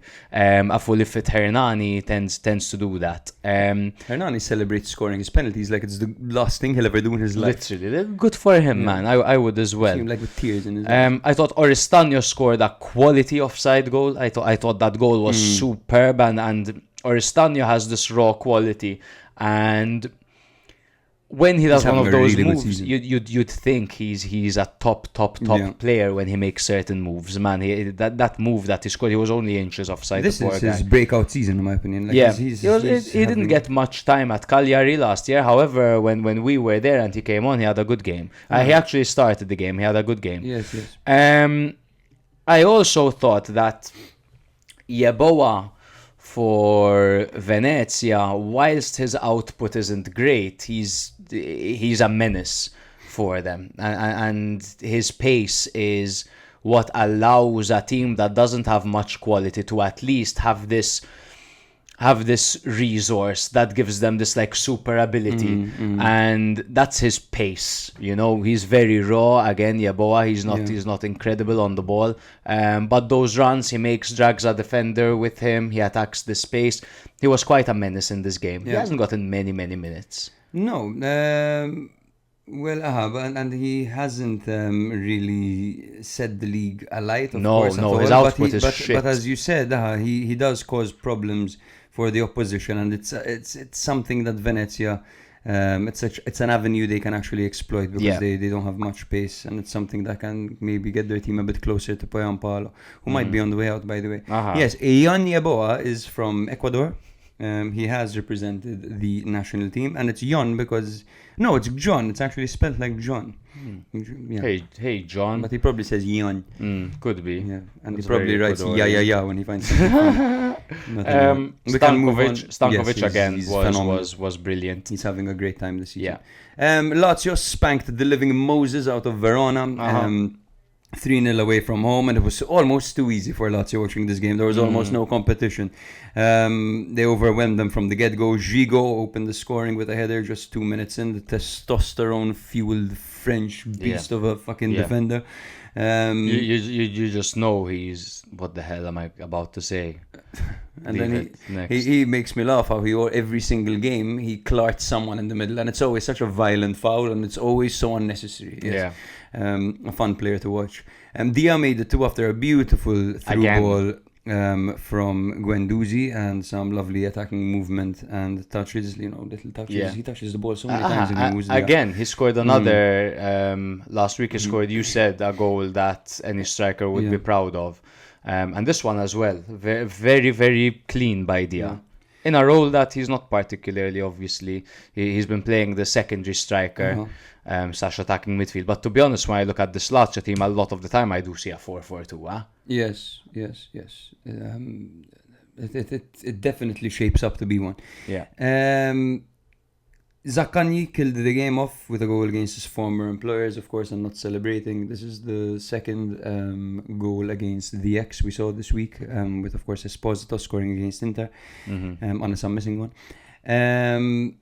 Yes, and this goal was just catastrophic from the Verona defense. Absolutely horrible. And even Lecce's defense, by the way, that last goal by Cagliari of Oberto Baggio. Yeah.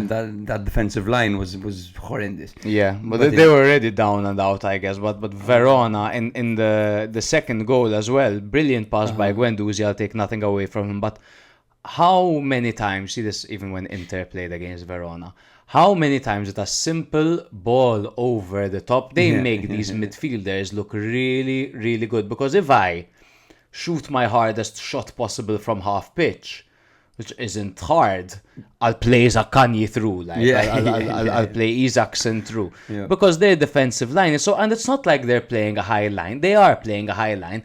But why is one of them all the way back there alone? No. And it's like a 1v1 scenario. Yeah. There's no line. I can't believe Zanetti's still there. Honestly. I can't believe Zanetti's still there. But they have recovered a little bit in form. Not enough. Not enough, definitely. But yes, absolutely. Probably Zanetti's still there because the management, the board itself is relatively unserious, by the way. Because they've been getting worse and worse. The trajectory has been southwards for very long now. We've seen some excellent players emerge from this Verona team, the likes of Sofyan Amrabat, Rahmani, and Zaccagni. All these guys came from Hellas Verona, and I'm sure I'm missing Simeone. There are loads. Loads. I think they may give us the illusion that they recovered because they beat Bologna 3-2 away from home, and then they drew to Udinese, and I believe they had a red card in that match as well. But then again, another 2 losses on the trot. Of course, one against Napoli, one against Lazio isn't essentially the end of the world, and they also had a 1-0 home loss against Milan. So it is a tough run of fixtures for them. But it's not about that. When you play the top teams, you need to adapt, and the last thing that we see is Zanetti adapting to any team in front of him. Yeah. And he says it openly. We're gonna play our game. Okay, congratulations, you're Great job, 18th. Inter beat Empoli 3-1 at home. They broke Empoli's compact 3-4-2-1 with individual brilliance and aerial dominance, to be honest with you. Lautaro, his goal shifted the momentum completely in this game. Then Dumfries capitalized on a corner to make it 2. Fifth Serie A goal of the season, barring of course the 2 goals he scored in the Super Cup semi-final as well. Yeah. Empoli responded briefly through Esposito's lovely finish after taking a touch to beat the defender. A very nice goal over there. Yeah. And then Thuram eventually sealed Inter's control and lead and victory, late, exploiting gaps while Empoli were obviously pushing forward to try to get an equalizer. Lautaro had a lovely bicycle kick at one point, totally purely instinctive. Yeah. Yes. What a word. Yes, purely instinctive. And the goalkeeper save was just as instinctive. Vasquez pulled off a brilliant save over there. It's good to see Aslani get himself an assist after he's essentially being better bullied by the... of course, Empoli aren't in their groove right now. In fact, you saw that they were a bit hesitant to push forward. Playing a 5 at the back system, which typically looks more like a 5 in the midfield system with Jassi and Pezzella really pushing up, but they were completely pragmatic in this game. Also going man for man, of course, with Inter being part of the strategy. But a good win nonetheless by Inter, although Empoli are struggling. Inter are struggling for fitness at the moment. They started the game off with Taremi and they brought Thuram on, just obviously as a precaution. We saw Carlos Augusto slotting in at centre back. That's a good vice wing back up for DeMarco. Literally. But he played left centre back over here. Of course, Pavard still finding his fitness. Perfectly versatile. Aslani and Zielinski in midfield. Question, how's Barella never injured? He gets fouled a lot, he plays every game and he does like 12 kilometers in every single game. It's incredible how he never gets injured. But that's probably good genetics and good training, probably a serious professional, you know. But I do think that it's an element of genetics, luck and the way you train. But yes, absolutely. I assume your question was more... Thank you for the actual answer. It was more rhetorical, right? Probably genetics, bro, actually. Taremi finishes like he's scared to score. Yeah, it's true. He could fit right in this Milan team. Yeah. And then, of course, Monday night special, Como took on Udinese. And what was the score by the end of it, bro? 4-1. 4-1, dude. This was... another statement by Como separating themselves from what they would call this garbage. Because honestly, Como looked like a level above some of these teams that they're playing against. Diao opened the scoring early, followed by Strefezza's finish from a corner routine. Paero managed to pull one back for Udinese after halftime as they were trying to build out from the back, but these are things that happen. Then the game kind of stalled for a while and there were red cards for Goldaniga and Solé. Of course, Solé was brought in to replace Toure, who got 2 red cards and was deemed unreliable. And Solé managed to get a red card himself. 2 red cards. 2 red cards. Red cards. How was that not the episode name, man? Yeah. Then Bijol scored an own goal after a brilliant ball by Fadera right between the defensive line and the goalkeeper, literally forcing Bijol. Like, if Bijol didn't touch that, Cutrone scores. So you want to know Como's upcoming games? I'm really sorry to cut you off. Please. I mean, the last thing I'm going to say is Paz got one back anyway. Okay. Paz managed to get one in the 90th minute after coming on. Yes. Como Atalanta. Bologna Como. Como Juve. Fiorentina Como. Como Napoli. Roma Como. Como Venezia. And then Milan Como. I think they're ready. I think they're ready for this spell. They look up. If for it, there's man, a time, it's now. Yes, and they already beat Atalanta away from home. Yes, absolutely, bro. They are primed and ready, and they're definitely going to upset some of these teams. But that is our very long rundown, bro. How long? We're fine. Nice. We have around 28 minutes for a slight transfer segment, just keeping everyone updated on what's going on. This very hectic January, man. It's a crazy January worldwide this year for some reason. We'll start things off by discussing this move a little bit without getting too carried away, because we've already gone through it a little bit, Milan management, so on and so forth. Kyle Walker is looking like a certainty for Milan, whilst Emerson Royal has interest from Galatasaray and Fulham. So it is likely that Emerson will have a very short and disappointing spell at Milan. And it also looks like, although there have been mixed reports, that Pavlovic is on his way out to Fenerbahce. So Kyle Walker in for Milan, Emerson and Pavlovic out for Milan. Now Kyle Walker brings... In a slower league, that is the Italian league, I think Kyle Walker would perform well. I don't think Milan are looking for a right back that's going to bomb forward and assist. Walker's never been the kind of wing back to get many assists. I think he's been the anchor. He's been the anchor, right? He's a Calabria sort. There's Theo on that side to bomb forward. Of course, on a counter-attack, his pace will help. Although 34 years old, he doesn't have the pace that he used to, but still a very fit professional in that sense. I think when it comes to Milan's model of signing young or signing ancient, let's keep in mind that 2 years ago, Walker was hailed the best right back in world football, and he won the treble with the best City. team, yes. At the best team. Now, I think that this is something that we need to see more of. You know, I mean, when Milan won the league, they had two seasoned veterans in Kier and in Giroud. I think it's very important to have a combination of young players who will grow and veterans. You know, Leao and Theo have shown that despite being at the club for a long time, they don't have that mentality, that cattiveria, bro, in the way they play to lead the team. I think with Walker, you're getting a bad man. You're getting a player who isn't very afraid bad, to trash talk the opponent, to get dirty. You know, he loves a scrap. You know what I mean? It's good to have a player like this, I think, and you're getting someone who is used to to a winning atmosphere, who knows what it takes to win. The treble. That's it.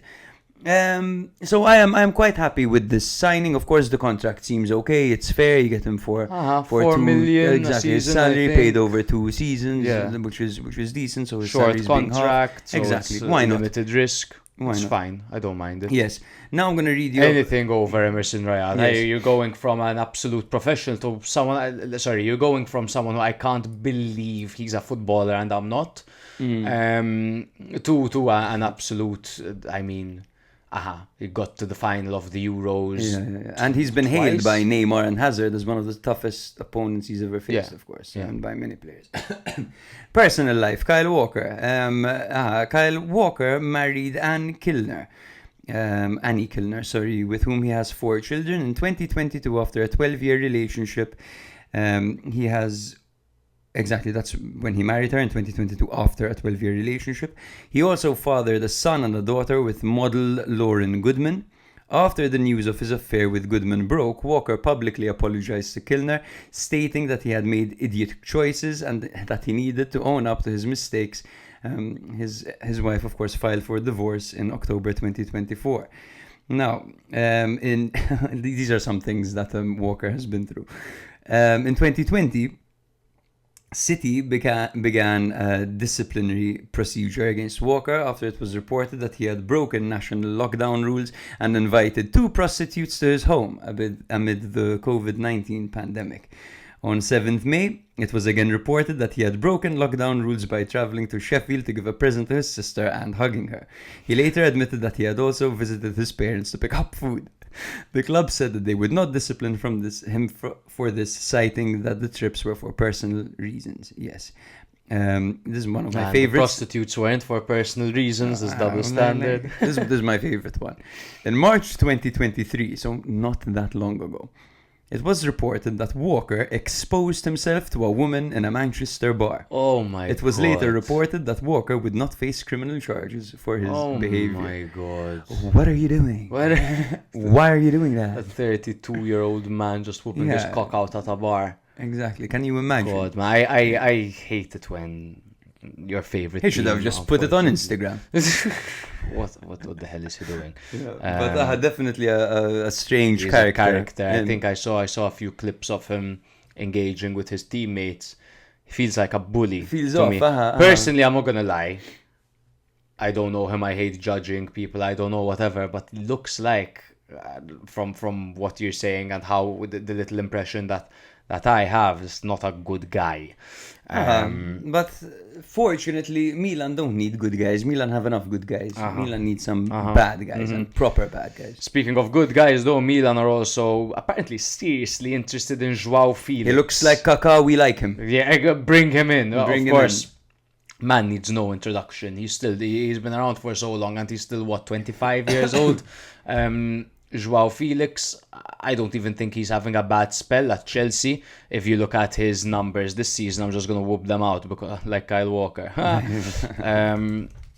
Because to me, this is a good season by João Felix at He's Chelsea. a player who can make the difference. Granted, he's been inconsistent in his career, but when it comes to just an offensive option, Milan It's been at have enough complicated players squads. to deliver a strong 11 regularly in the offensive phase. To be fair, he's been at very complicated squads because he's been at Chelsea and Barca during their peak banter era.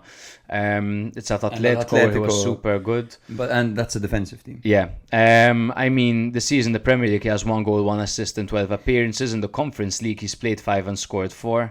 In the Emirates FA Cup, he's played 1 game and scored 2 goals. And in the Carabao Cup, played 2 games and grabbed himself an assist. He's an effective player.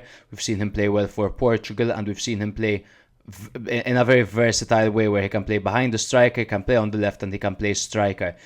Kind of similar in many ways to Pulisic as well, a 25-year-old that you're getting from Chelsea, who can play very versatile, is very, very, very, very intelligent. This is the guy that kept Leao out of the team for Portugal for a couple of years and a couple of competitions.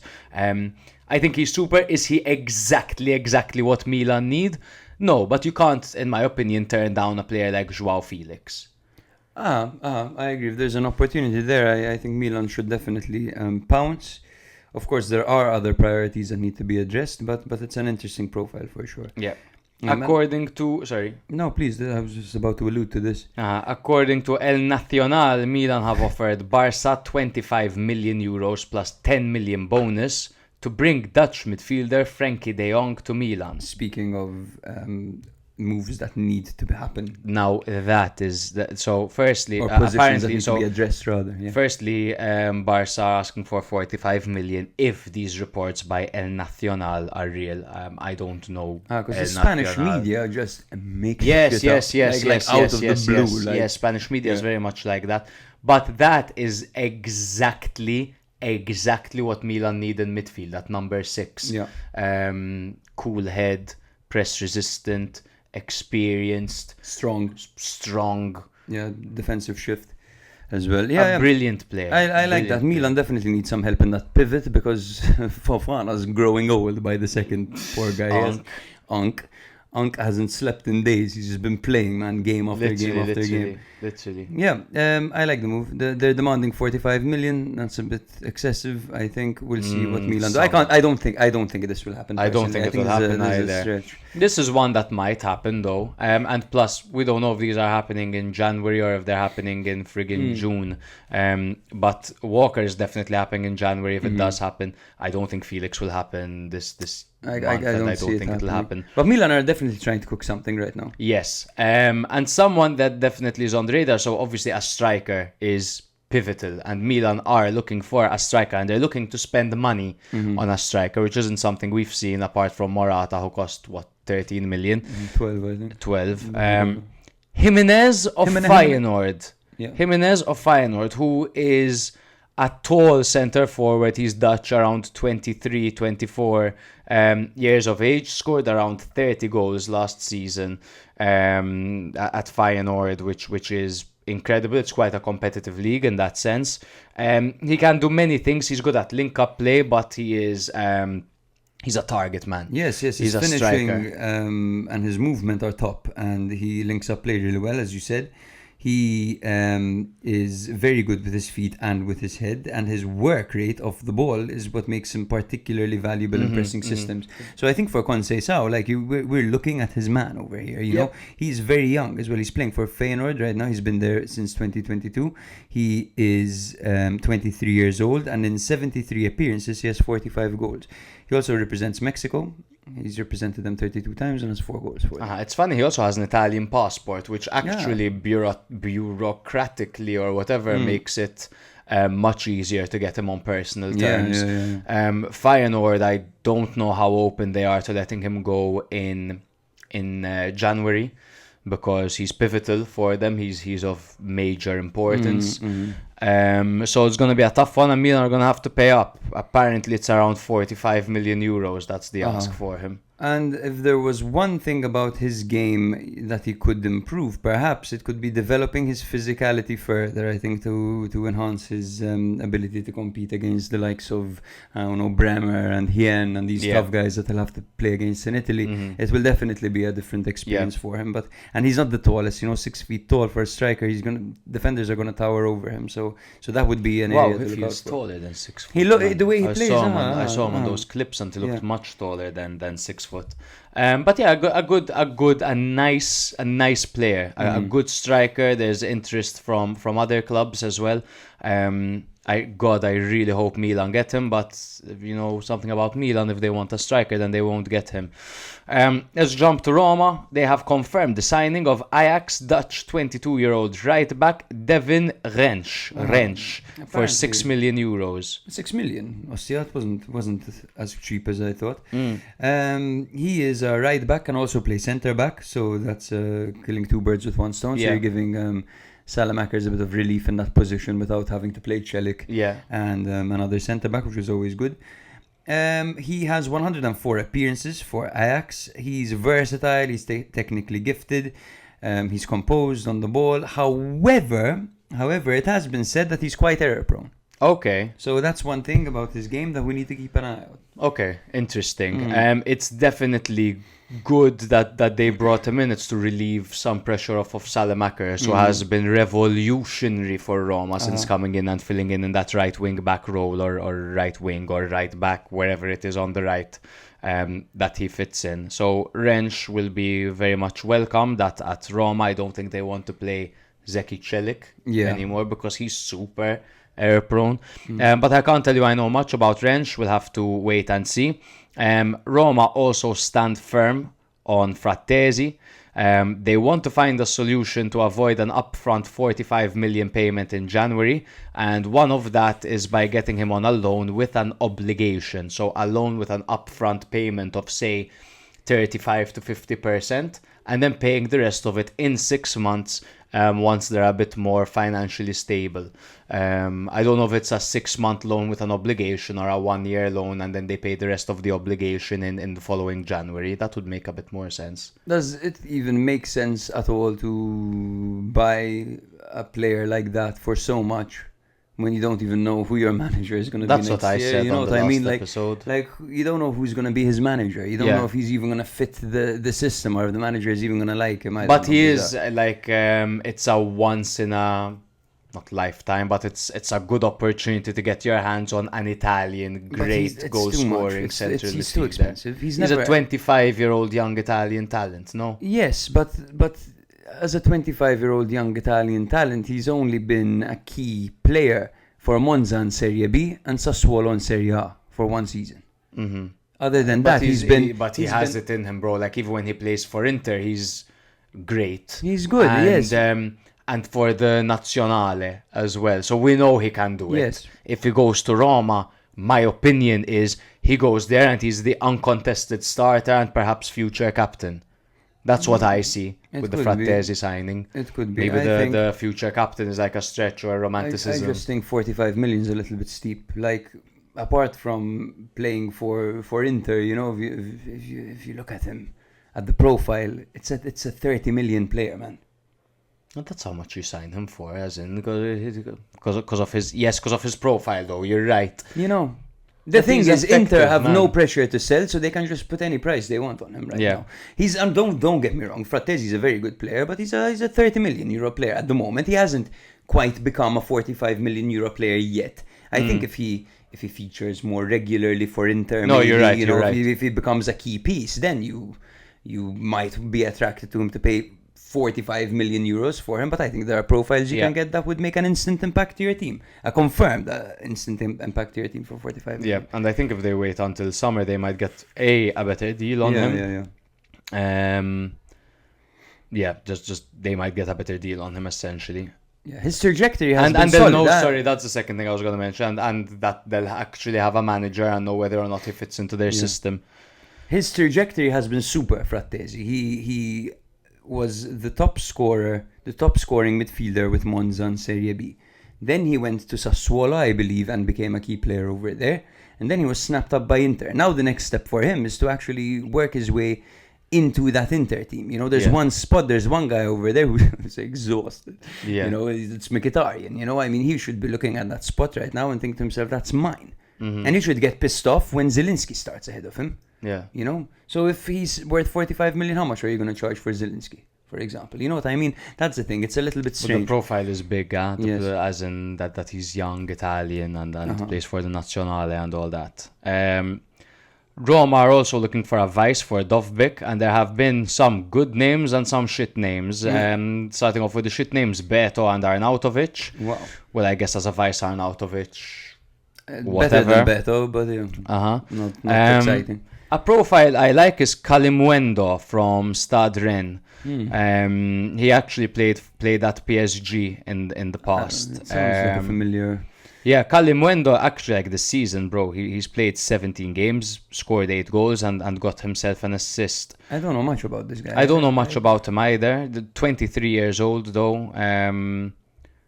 Just a young, promising talent, and he could actually, at that age, and with the amount of goals that he scored in the French league, he might even push to, in some games, insert himself ahead of Dovbyk. Maybe sometimes he would make more sense. He seems like a out-and-out goal scorer. And in other news at Roma as well, Pellegrini's contract until 2026 is still not yet renewed, and sources are saying that he could leave in January. Fiorentina and Napoli interested. Napoli don't want to spend money on him. They're thinking of apparently a direct swap deal with Raspadori, and that would sort out Roma's issue of not having a secondary striker by bringing in Raspadori, and as a replacement for Gvara and whatever for Napoli. Pellegrini knows the league. He's of course not at all the same profile as Gvara, but someone they can bring in on the left or in attacking midfield. Win-win, I guess. Better for Roma, I think.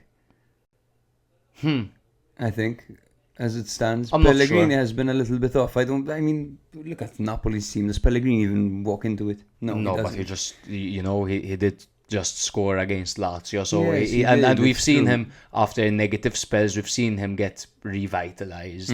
I don't know. I think He might go feel the love of the fans and become a beast. You never know. that's true. Yeah, That's true. But Just a I shame think for a Raspadori legend. is a very good option to rest Dybala for Roma, Yeah. because he can give you. He works very well as a secondary striker, and we haven't seen him actually work as a secondary striker since the Sassuolo days. That's true. So that sounds like a good deal for Roma. Yeah. You guys probably heard that Juve are at risk of losing the Muani deal, as PSG have their 6 loan slots filled, and he's already completed his medicals at Juve. So once Giuntoli found out, apparently he gave PSG quite an earful. Not that that's gonna solve anything, but it is absolutely like shit from PSG. They have no idea what they're doing ever. PSG. They're such an unserious football team. You said something that there's a chance that they get it done, though, right? It's looking positive. They're optimistic now, but I don't know, because they can recall some player back from loan, and that will give them the option to loan him out. It's a bit of a disaster. But what's in it for them? Like, why would they reloan in a player to loan out a striker when they desperately need a striker? You know what I mean? Again, they don't know what they're doing, so they might do this. Fucking bot, as we say. I have no idea. Maybe it's something to do with his wages. Maybe he's on a lot. I don't know. As if that's ever a problem. Maybe it's something to do with Gvara. I don't know. Yeah. Giuntoli wants Tomori after failing to land Araujo. I think Milan, if they sell Tomori, will only have 2 centre backs left now. So not a good idea. No. No. 3 centre backs. Who? Gabbia, Ciao. Oh my God, you're right. Yeah. Gabbia and Ciao. Gabbia and Ciao. That's it. Because there's Gabbia, Ciao, and Tomori now. Yeah. With Pavlovic leaving. Oh my God. Yes. It's a disaster. Especially if it's a disaster if Tomori goes. Yeah. But yeah, I mean, we've been quite critical of Tomori, but you don't sell him to Juve. I mean, you're gonna give them Kalulu and Tomori. You're gonna give them the defense, the centre backs that won you the league back then. Yeah. They're also softening their stance on Danilo and could agree to lose him on a free this January, but they're unwilling to let him join Napoli before the two teams face off in Serie A next weekend. Wow, fair enough. City have also offered Juve 60 to 65 million for Cambiaso. Now, the reports say Juve open to the transfer but want 80 million. What I have read, like from actual statements, is Giuntoli saying we haven't heard from the club. If they talk to us, he said we're in the process of bringing in talents and not removing our stars. But if they want to talk business, let's talk business. But there are reports that negotiations have started and Juve are asking for 80 million. No, 65, you can do 70. Not in January. January, like, you can offer fucking 250 million. You need to revive this season. Especially and when get Champions League. You have League. No vice for him. Yeah. Like, there's McKennie's been playing that role. Exactly. No, he said it perfectly. Yeah. They shouldn't be looking to offload, but to bring absolutely.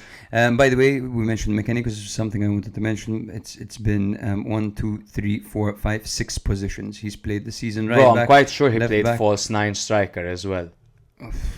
I'm quite sure. Yeah, seconda punta. There we go. Okay. That's it. Yes, he's played as a right back, left back, as a midfielder, as a mezzala, so it's like a half winger as it translates, as a second striker, and as an attacking winger. Yeah. Crazy versatile. Big Mac. Amorim wants Dorgu at United. Lecce ask for 40 million. Now, United need a wing back desperately because they've spent over the past few seasons like 600 million and they're still playing with Dalot as their right wing back, which is a problem Milan even solved years ago. Now the thing about Dorgu, when it comes to his defending, he's lost his last 13 one-on-one duels. Is that actually a stat? I saw a compilation, his last 13 duels, and he lost all of them. They got the better of him in all 13 of them. Because that's not what he is. He's more. He's a winger. Yeah, he's a winger. I think that Lecce getting 40 million for Dorgu is good for Lecce. Yes. As long as they act fast and they bolster their squad, because that can give them a lot to invest into. I'll do it, like. Yeah. The problem is, I feel bad because Dorgu will. He's not going to a good place. Yeah, he's not going to a good place. And he's going to a place where who do they get? Be like, oh, look who signed this Dorgu Zirkzee, Højlund, Ahmad, Garnacho, Mainu, and all of it. They have such a young team. Yeah. Such a young team. Bring in someone a bit more experienced. He should bring in Carlos Augusto, bro. You said that. That's a great idea, for example. Yeah. They've got such a young team. They're just going to add inexperience to the team. And let's be real. If you want to take it to the next level, Dorgu from Lecce, he's insane, Dorgu. Don't get me wrong. He's insane potential and great for Lecce. He's very good for 20 years old. He's not going to go into United. You don't bring him into United immediately, but Lecce, do it, man. But apparently Amorim now has said that this United team is the worst he's he's the worst United team there's ever been or something Yeah, like that. yeah. He No, said it's a fact. it's a fact, They're but bro, you've just 13th got the place. job. What are you doing? He's feeling the heat now. He's feeling the heat. Speaking of United, they want 70 million for Garnacho. Napoli won't go over 50. Apparently, there's already been an agreement with his entourage. And Napoli, apparently, they're pushing their offer a little bit higher. I think they want to close the Gvara position now in January. I think that's their goal. Yeah. And I think it's very, very ambitious going for United's It's winger good. when It's a United good sign. are struggling I mean, that's so that's much. the Conte effect. They're literally, the board is feeling the pressure of Conte, and they're actually going for big targets. Yeah. which is great to see. By the way, it's a spectrum. You've got I think it works with Jimenez on the left. Jimenez, Garnacho in the middle. No, What are you saying? I'm saying Jimenez and Garnacho. the face. Okay. Jimenez, Garnacho, Salamakers. There's a spectrum yes, somewhere. yes, yes, I'm not yes, sure yes. what the final form is. Hey. Is the final form Garnacho or is the final form Jimenez? I think it might be I think it might be Garnacho. Garnacho is the final form. Uh-huh. It's first Alexis, Garnacho and Jimenez, then Jimenez, look really then similar. Garnacho. Wow. Yeah, Very true. Nice fucking insane point for the pod, bro. Thank you, bro.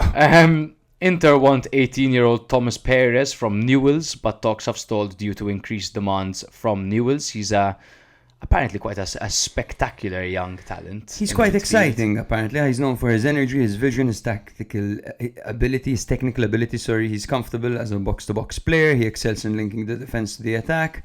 Precise passing, intelligent positioning. He has a good work rate. Seems very good. He plays for Racing in Argentina. Newell's. Isn't it Newell's that he plays for? Or, sorry, he was raised in the Argentina system, I believe. It's Thomas Perez, right? Yes. Thomas Perez. Let me check because Thomas Perez. Thomas Perez. It's with a Z, right? With a Z, correct. And a T without exactly without the If you H. Google him, the first guy that comes up is a charming-looking Venezuelan baseball player. Look at him. No, I believe you're looking at a different one. This Thomas Perez is 19 years old. He's also a central midfielder. He plays at Newell's. He's more of a defensive midfielder. I think what they're looking for here is someone within the Çalhanoğlu spectrum. Interesting. Yeah. Yes, this is the of wrong course, one. This is the wrong don't know too much about him playing in the. But it's unlikely that's gonna happen, right? Anyway, this deal. Yeah. Okay. Yeah. Back to Napoli a little bit. It's that Conte, Manna, and ADL are actually pushing to hijack the Dorgu deal. They want Dorgu, Garnacho, Danilo, and Comuzzo from Fiorentina. So it looks like De Laurentiis is willing to play ball with Conte. They're like, look, we got this money now. Let's spend it wisely. It looks like Comuzzo isn't typically someone Conte would go for, younger than Conte would go for. But these would all be great signings, very serious signings, would definitely make them title contenders for years on end. I'm just going to speed through the last bit because we're 2 hours deep. This is my favorite one out of all of them. Torino have hijacked the Casadei deal from Lazio. Hijack is a bit of a tough term because they were both in for him simultaneously. Apparently Lazio are out, and it looks like Lazio have been torn between him, Fazzini, and a few other young Italian talents. But it looks like Casadei is going to join Torino for around 12 to 13 million plus bonuses. Chelsea get apparently 40% of his future sale income, which is heavy, along with a buyback option that has not yet been disclosed.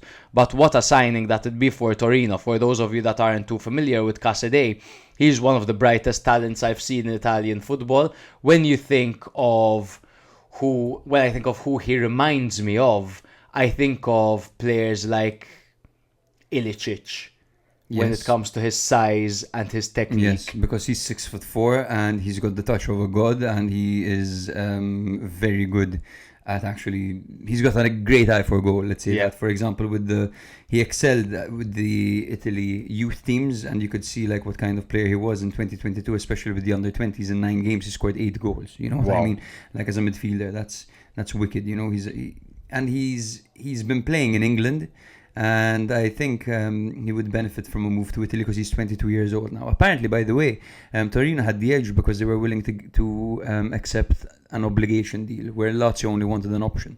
Okay. Yeah. Okay. So Interesting. very excited to see Casadei in Italy. I've been a fan of this guy for quite a while. Yeah, and the thing is, I don't know what his main role is, because you see him playing in the 6, the 8, and the 10. He's a box to box. Box to box. That's his thing. But he's so versatile because of his size and his skill set. So you could technically get away with playing him anywhere. Yeah, I saw this guy playing for the under-21s for Italy. He's remarkable, bro.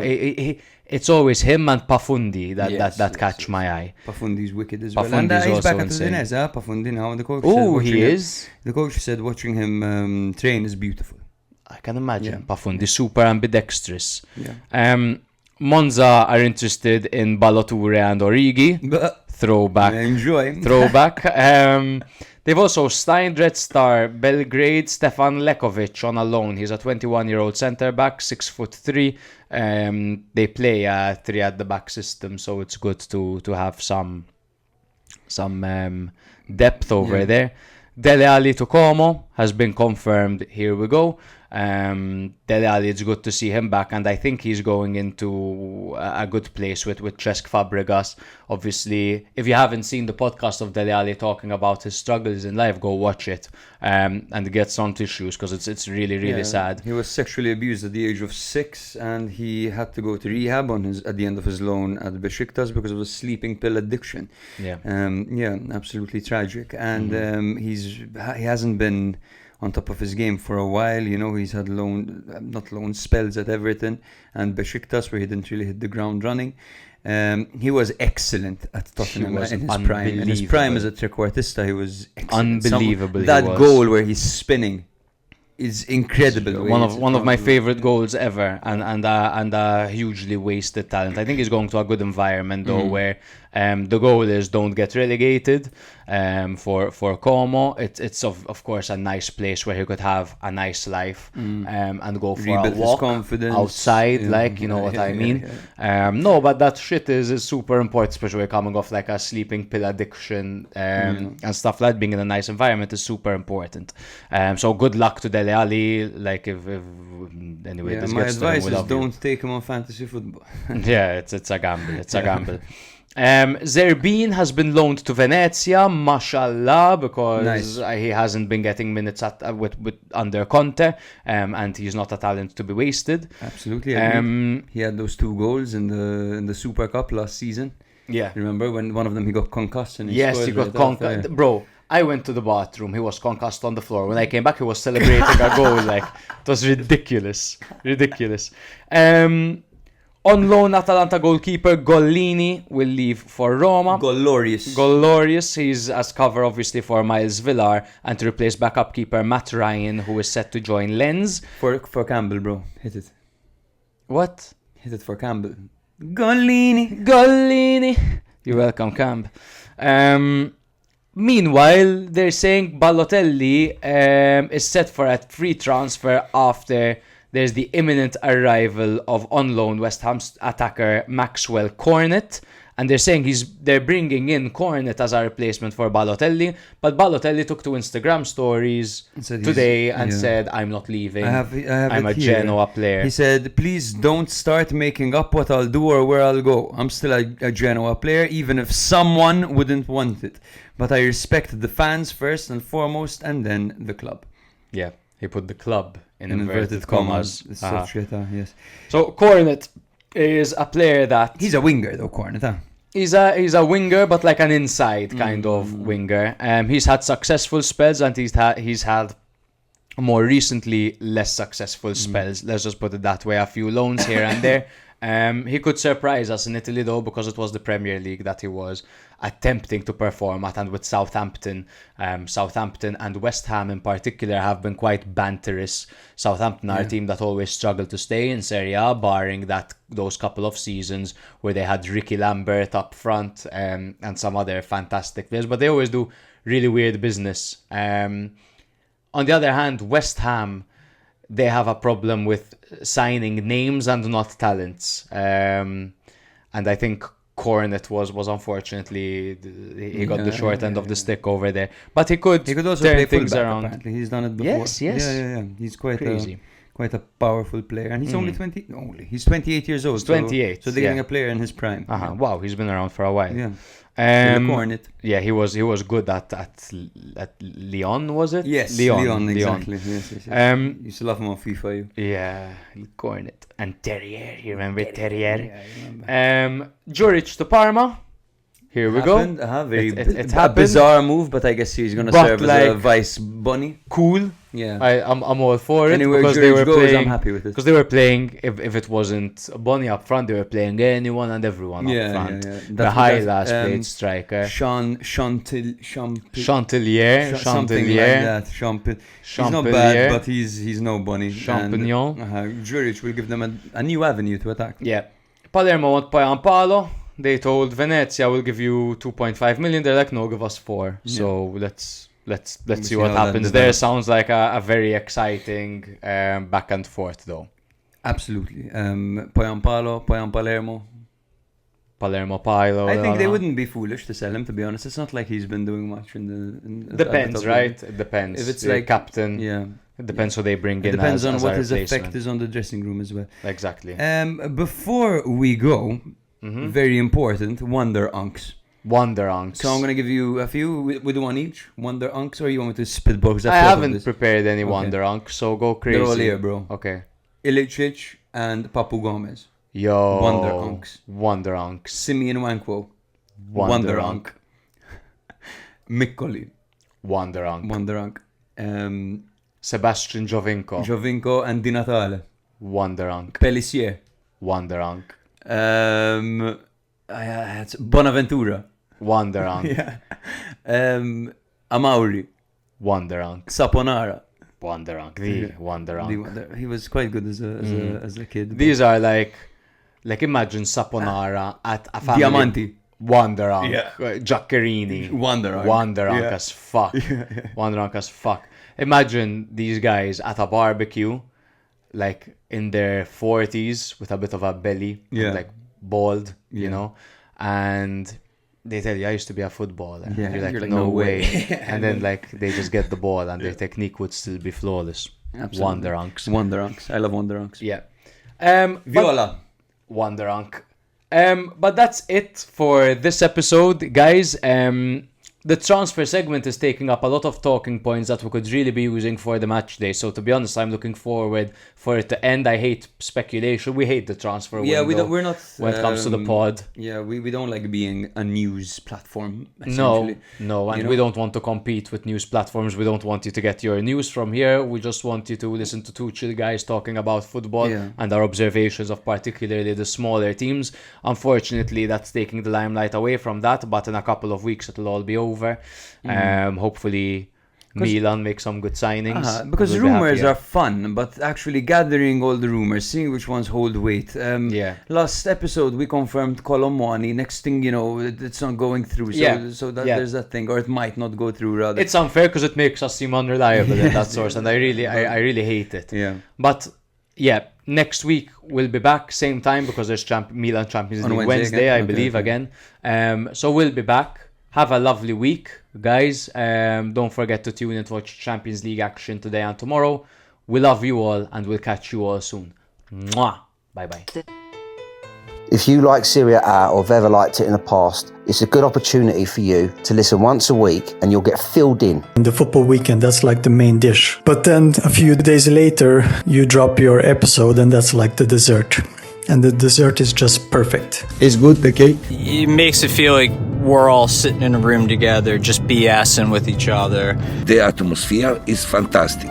I promise nobody will ask you to send boob pics. Sometimes it may be good, sometimes it may be shit. I love how you go into so much detail and show so much passion towards each and every team. Literally, no team is left undiscussed. When I listen to you, it's like I'm talking to you in a pub. It's like I'm chatting to a friend and you're chatting to me.